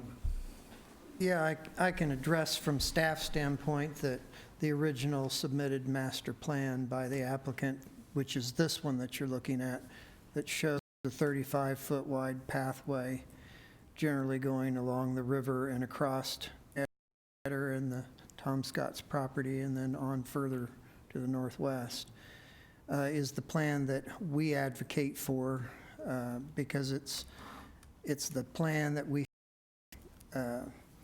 implements the adopted Parks Master Plan and Acquisition Plan that we have, and the other documents that speak of the proposed desire to implement this kind of trail system. And the only leeway that we see involved is the actual width of the trail, 20 foot being a bare minimum in the width, 35 being a desirable width. And at this conceptual stage, it's possible that that width can vary in different locations along here, depending on the situation and such. But the concept was generally a 35-foot wide pathway. That also provided the applicants here, the McMartins and such, to help meet their park dedication in order to do the land in lieu of the park's SDC fees. To do that, it provides the fact that when you're on a bluff, you don't know what you're going to encounter in terms of sloughing and how close can you actually build to the edge of the bluff. In this particular area, we're not too concerned. Some of the bluff on the east side of Ivy Street, there has been hundreds of feet eaten away by the river over time. And we're not sure that that's going to happen in this section of the river, the way the water hits the bank to the east. We know it's very dangerous to even build houses within 100 feet of that bluff in certain locations because there's aerial photographs over the past 30, 40 years that have shown hundreds of feet being eaten away by the river.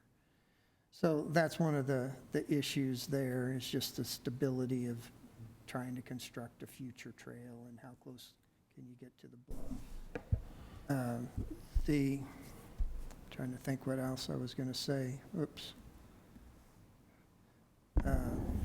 The difficulty in recommending this particular alternative plan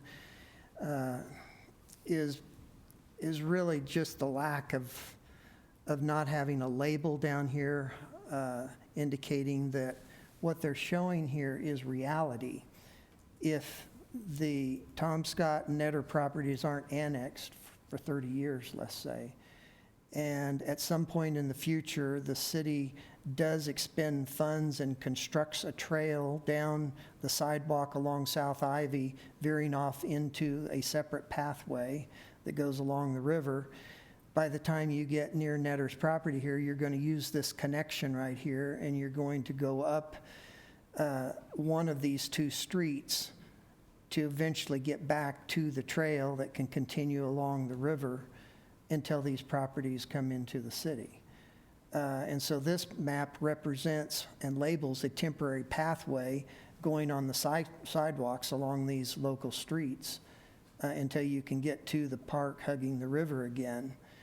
But it doesn't say anywhere on here future connection along the river, which is the ideal situation, because as you can see, this is considerably out of the way and not the same experience as strolling along the river.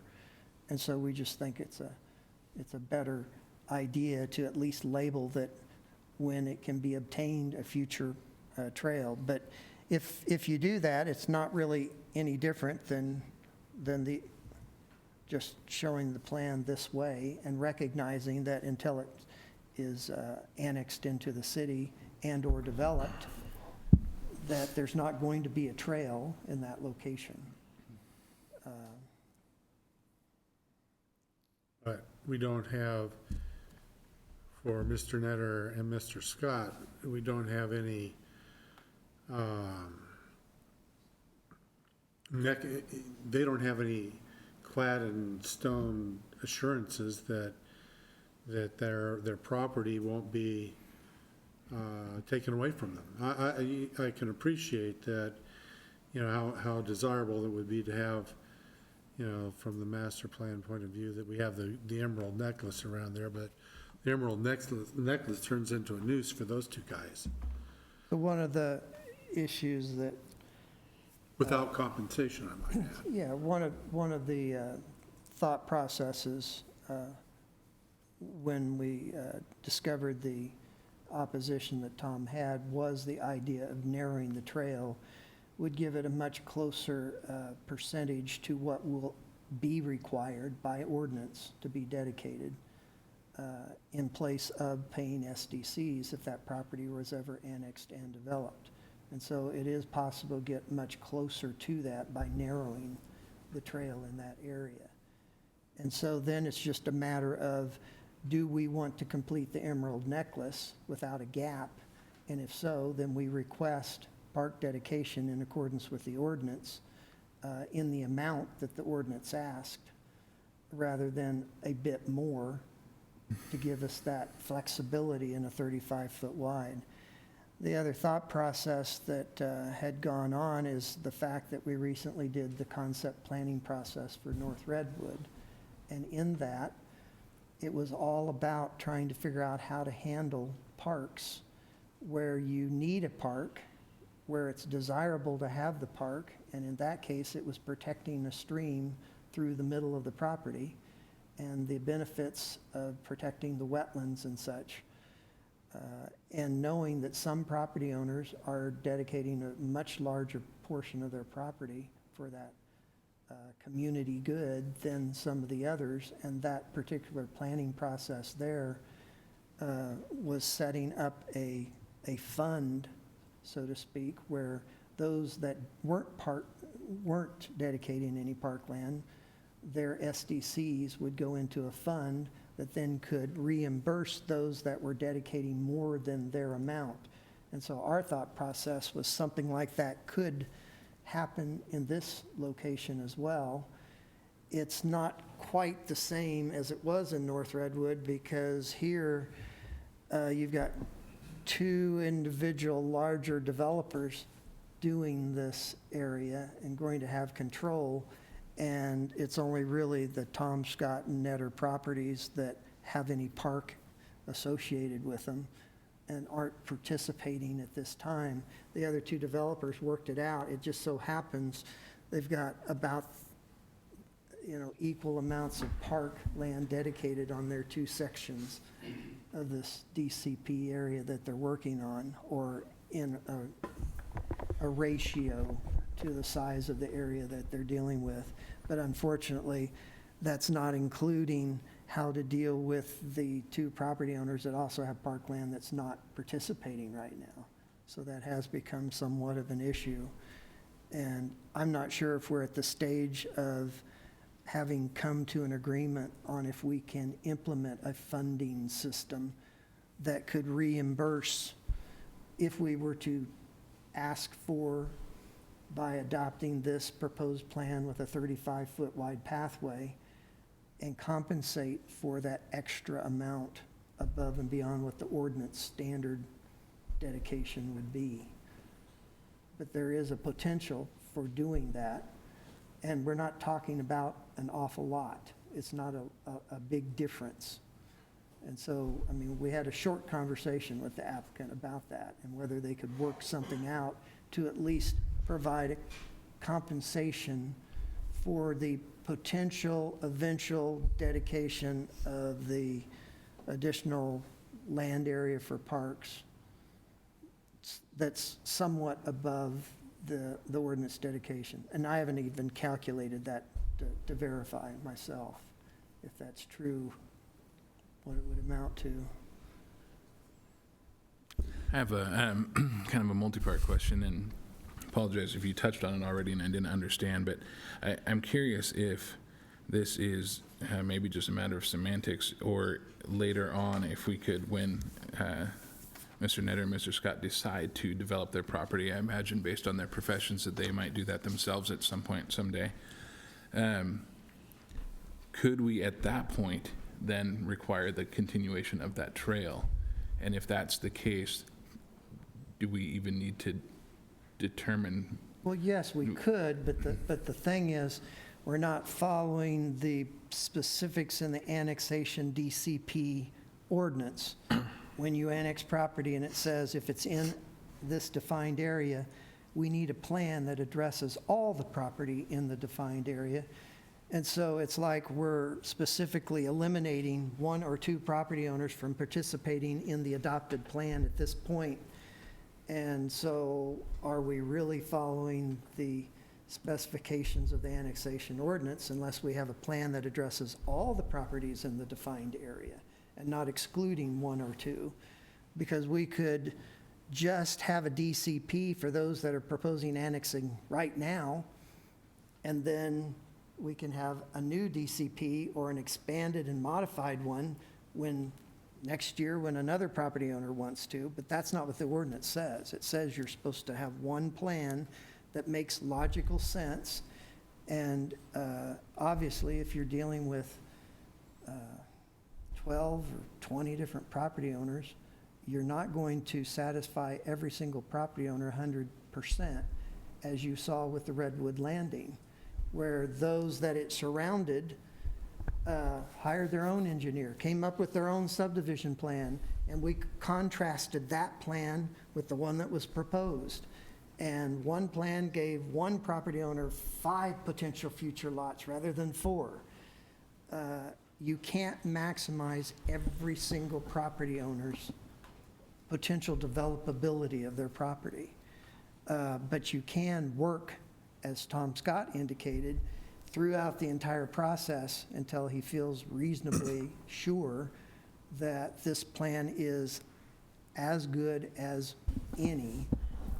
And there have been a lot of different versions, slightly different, and there could potentially be another version. I can't foresee all of those and how that would then impact someone else's property. And now maybe the McMartins would have 2 or 3 fewer lots, but hey, maybe we've taken away the primary concern that Netter had on his property. Sounds like we've already solved that particular for the Netter property by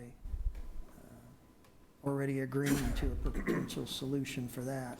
The parks issue is a much more difficult one. And the only answer that I can really have at this point is that every community across the U.S. plans and adopts documents that impact people's property and such. And we have an ordinance that even addresses that that's what we're supposed to be doing here, to make a logical infrastructure and outline and provide a possible way of implementing the visions and that we have for the community as a whole. And we're not taking anybody's property in any way, shape, or form until they agree that they want to sell it or to annex it. So that was the second part of my question, was to be, if we adopt the first plan, is there a way to assure Mr. Netter and Mr. Scott that we are not going to take their land from them? Yeah. And Because how can we ensure that so that the they're city more hasn't comfortable ever with this? done that. We're not planning to do that, and we can't touch them until they annex property. And that's at their own will as to when they want to do that. And so it's totally understandable. I haven't personally seen Tom's house, but I know it's a beautiful location. Like he needs to have a party and invite us. Brian, does the trail have to follow the urban growth boundary, or can it be parallel down to the Malala River to bypass around those properties in question? It could potentially do that. I mentioned that briefly at the very beginning, is the difficulty in an 18% slope and sloughing, sand, et cetera, et cetera. Trails really need to be ADA accessible. So making that transition down an 18% slope and meeting ADA requirements pretty much is going to prohibit our ability to afford doing that. But if we were to come off right here, as opposed to over here where it's Right. steep. But now you have the whole trail down below and outside of the urban growth boundary. And there's some road down there, 21st Avenue or something. I'm not really 100% sure what properties that's really serving and whose road that is, but it's private. Then we're just subject to the fact that that trail will flood at some point. How often, I don't know. It's not, I don't know, I just don't think it's nearly as usable or as friendly for construction and for long-term maintenance and probably eyes on the trail, et cetera, by putting it down below on the bottom of the bluff, subject to flooding. It doesn't seem to have the same cachet. It makes me think that we'll never build it if it is there versus a truly usable trail where it's proposed now. That's my opinion.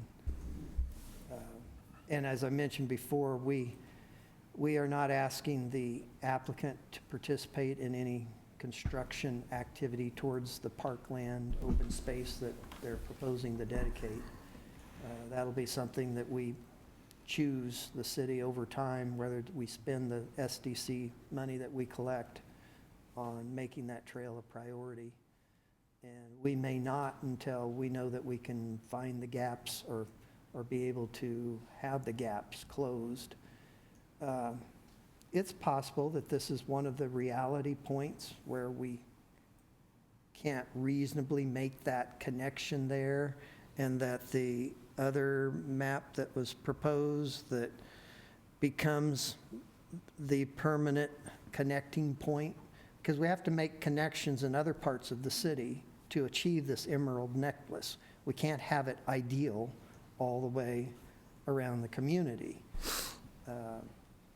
But there are locations where it makes logical sense and just seems logical to try to make this thing work, and is going to be a much friendlier trail and would be utilized more often, I think, if it had a straight shot hugging the river. Doesn't mean we can't do it some other way, or that the temporary route is not a route that's reasonable to try to set forth. But again, until the property owners that are hesitant to have a trail across their property, they never have to until they're ready to sell their property or move away. Well, I think the emerald necklace concept's a great idea for Canby. If we could get it 360 degrees, it'd be fantastic for livability. But again, it's, as you stated, there's a lot of problems in doing that, and filling in the gaps and whatnot.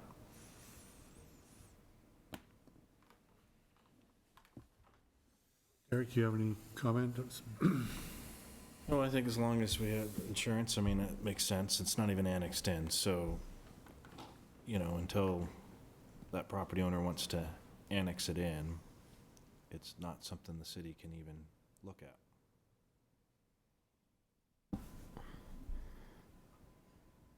So do we need to make those other changes that we were talking about to get rid of that section of Ed Netter's property with the road going through it out of this before we adopt this plan? Or do we just hope that when they develop that lower section that they just follow what we're thinking today? Well, one thing you could do is ask them to make a physical revision that would be, you're only making a recommendation to the city council. And they could make that revision in time to present both plans at the city council meeting and explain that if you support that concept of what you think they're making that change and how it might look, you could do that without slowing the thing down, keeping the public hearing that we've already advertised on February 7th with the council intact, and having your wishes at least heard by, because you're making a recommendation. And if you want to, since it looks like there's almost an agreement on how to help solve that particular issue, it makes some sense for them to attempt that. Okay. But it is hard to visualize exactly how the concept circulation plan looks without seeing it actually done. Yeah, I think I'd like to, just my thoughts. I have a hard time, I'm happy with some of the assurances that they won't be losing their property. I have a really hard time getting behind a plan that takes something away from somebody, and I don't want to support something that takes property away from an owner. Mr. Scott has a large property, and to put something through there that would block his access to the home, not by his choice, I have a hard time getting behind that. The development looks fantastic. It's a very well done, well laid out development. You know, and the same thing goes for the road with Mr. Netter's property. I'd have a hard time seeing him lose half of his property to, you know, park trail and a road. And so if there's a willingness to adjust some of that, the road-wise, and if there's some assurance from the city that we're not going to take their property from them until they choose to develop it on their own, then I can be a little bit more in support of it. But that's just kind of my thoughts. I just want to make sure that we protect the rights of Mr. Scott and Mr. Netter on their properties, while still finding the best solution for this. And I like the emerald necklace idea. There might be some potential of allowing, in that section, putting a note on the plan that says the trail, if this property is ever annexed and the trail ever constructed, that there could be allowed a vehicular access across the trail at some point to access property down below. I don't know what the developability of the property down below outside the UGB will ever be, because it's going to retain its county zoning, and it's very limited in what they could ever do with it. Well, my concerns are the same as Sean's. I'm concerned for Mr. Netter and Mr. Scott's property rights. Those are very, very troubling issues for me as well. And if that can be worked out to Mr. Netter and Mr. Scott's satisfaction, then that's a plan. I could get behind that. I would also, if we can also do the four-way stop, I think it makes sense to do it now rather than later, just from a cost perspective. And, but, you know, that would be contingent upon working something out with Mr. Scott and Mr. Netter to their satisfaction, because I can't see forcing them to give up any of their property, much less a third or a half of their property for this. Doesn't seem right or fair to me. Jerry, you're referring to 13th and South Fur as to the That's right. four-way The stop? 13th and South Fur four-way, always stop. Okay. If you want, I can take that issue to the Traffic Safety Council. I'm going to go to their meeting anyway this coming Friday. And they're actually the ones that probably hold more clout on that than anything to elevate it up to the city council, to the people that actually implement that change. Okay. So, Well, I would encourage you again, the applicant indicated to you that they had talked with the traffic consultant, said it didn't actually warrant a stop sign. Because of that, I wouldn't feel that, I would want to recommend to you that we implement that, especially now, and make the developer responsible. So I would divorce that issue from the developer's responsibility. And you can carry forward with the concept that, hey, it's going to be a problem here eventually, but I don't think we can make the developer responsible for that. No, I agree. Stop, because it isn't recommended by the traffic study. so is that a decision that would be made by the city council? Sure. In the end, it's spending money, prioritizing where it ought to be spent.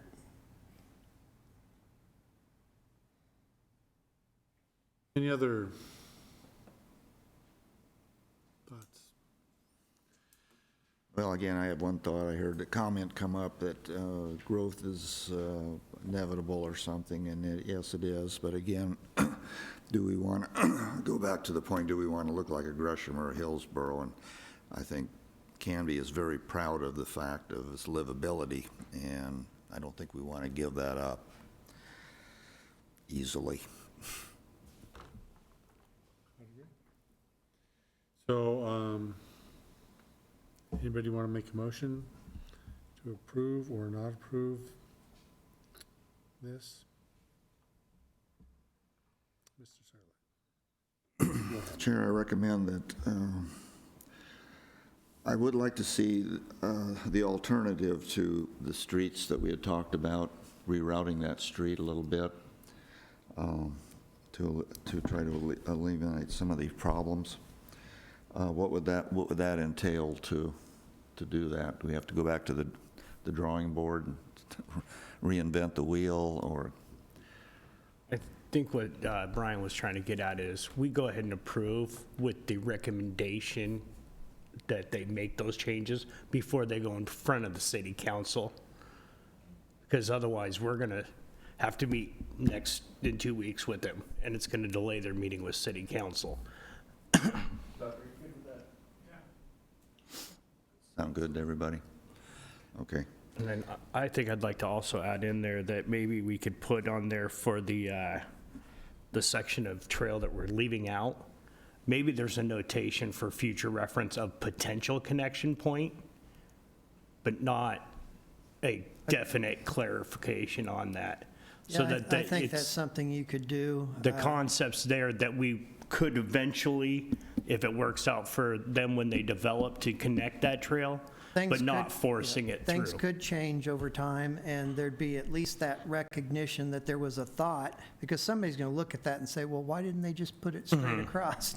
Yeah, I think, you know, It'd be not nice to have a note that says, make it different color and make it, you know, a distinction of a possible connection in the future, but nothing set in stone. Does that mean we're talking about accepting the alternative plan? and the alternative plan does, I mean, it has at least the basic in that it has a potential way for this property that's going to be divided by the urban growth boundary. That's always been. We're not imposing that. It's always been there. He's got, most of his property is out in the county, and it's not in our urban growth boundary. It has limited developable possibility. The part that's in the city, above the bluff, is proposed with some flag lots, and in a manner that saves the existing nice house that's there. And so there's not a lot of flexibility in how he could actually develop that area if he's going We're to talking about Mr. Scott. Yeah, if he's going to save that particular area. So the plan does address that property, but it does indicate that the trail isn't being adopted across the property. If you put a note there, it says potential. Yeah, I like the note of potential, not it has to be done. And that's a good way to ensure that we won't take their land for parks. Yeah, and again, that you shouldn't need to worry about that in any way, shape, or form, just Shouldn't. because the plan is showing that the city isn't going to reach outside of the city limit boundaries and make anybody do anything. We don't even do it to those in the city. Well, I have talked to some of the city council folks, and they have had those discussions in a meeting that you and I were in. I have little confidence that they wouldn't do that, but they said they won't, but I'll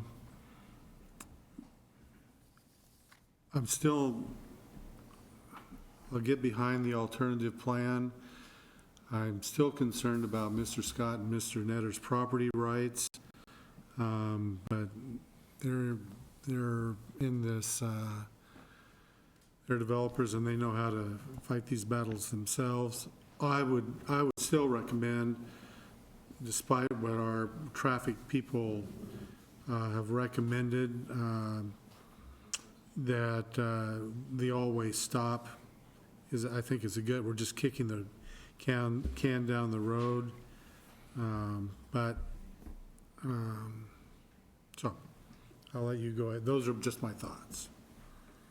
So if somebody wants to make a proposal. I'll go ahead and make a motion. I move that we accept ANN 17-02 ZC 17-03 Southwest Canby Stafford, the alternative plan, protecting the property of Mr. Netter and Mr. Scott with the recommendations that have been made by staff and on the dais tonight of adjusting the streets to protect Mr. Netter's property. Second? All in favor, say aye. Aye. Opposed? Opposed. So, ayes have it, and so we will move forward. Thank you. Okay. Final decision. The annexation zone map amendment and to adopt the Southwest Canby Development Concept Plan for 7 different parcels located in the southwest portion of the city of Canby's urban growth boundary in the vicinity of South First Street, west of Hope Village, and the west of side of South Ivy Street, south of Hope Village, ANN 17-02 /ZC 1703, Southwest Canby /Stafford. So, do you have a motion to approve that? So obviously, this findings will have to be amended to reflect the motion Right, that you just made. right. Chair, I recommend that annexation 1702 /CZ 1703 Southwest Canby Stafford be approved as with our changes, not changes, what's the word? Amendments? Amendments, thank you, with the amendments that we've proposed. All in favor, say aye. Aye. Opposed? Opposed. Okay, thank you very much. Items of interest from the staff. Next, regularly planned regular planning commission meeting scheduled for Monday, January 22nd, 2018. Sounds like we have two items on that agenda right now. One is listed, there's going to be an extension of Phase 4 of Northwood Estates subdivision. Their master plan, planned 4 phases. They've gotten 3 approved and 3, the third one is under construction right now, the homes in that subdivision. And so they have 1 phase on the south side of 10th Avenue left. And so that'll be on the agenda. And then voting on new officers for the year, looks like will be on the agenda. Okay. Any items of interest or guidance from us to staff? I would just say that I would encourage John to bring that 4-way stop to the Traffic Safety Commission. I second that, too. All righty. I'll have a report for you at our next meeting. Right. Then I will entertain a motion to adjourn. Chair, I'll motion to adjourn. I second. All in favor, say aye. Aye. Aye. We are adjourned.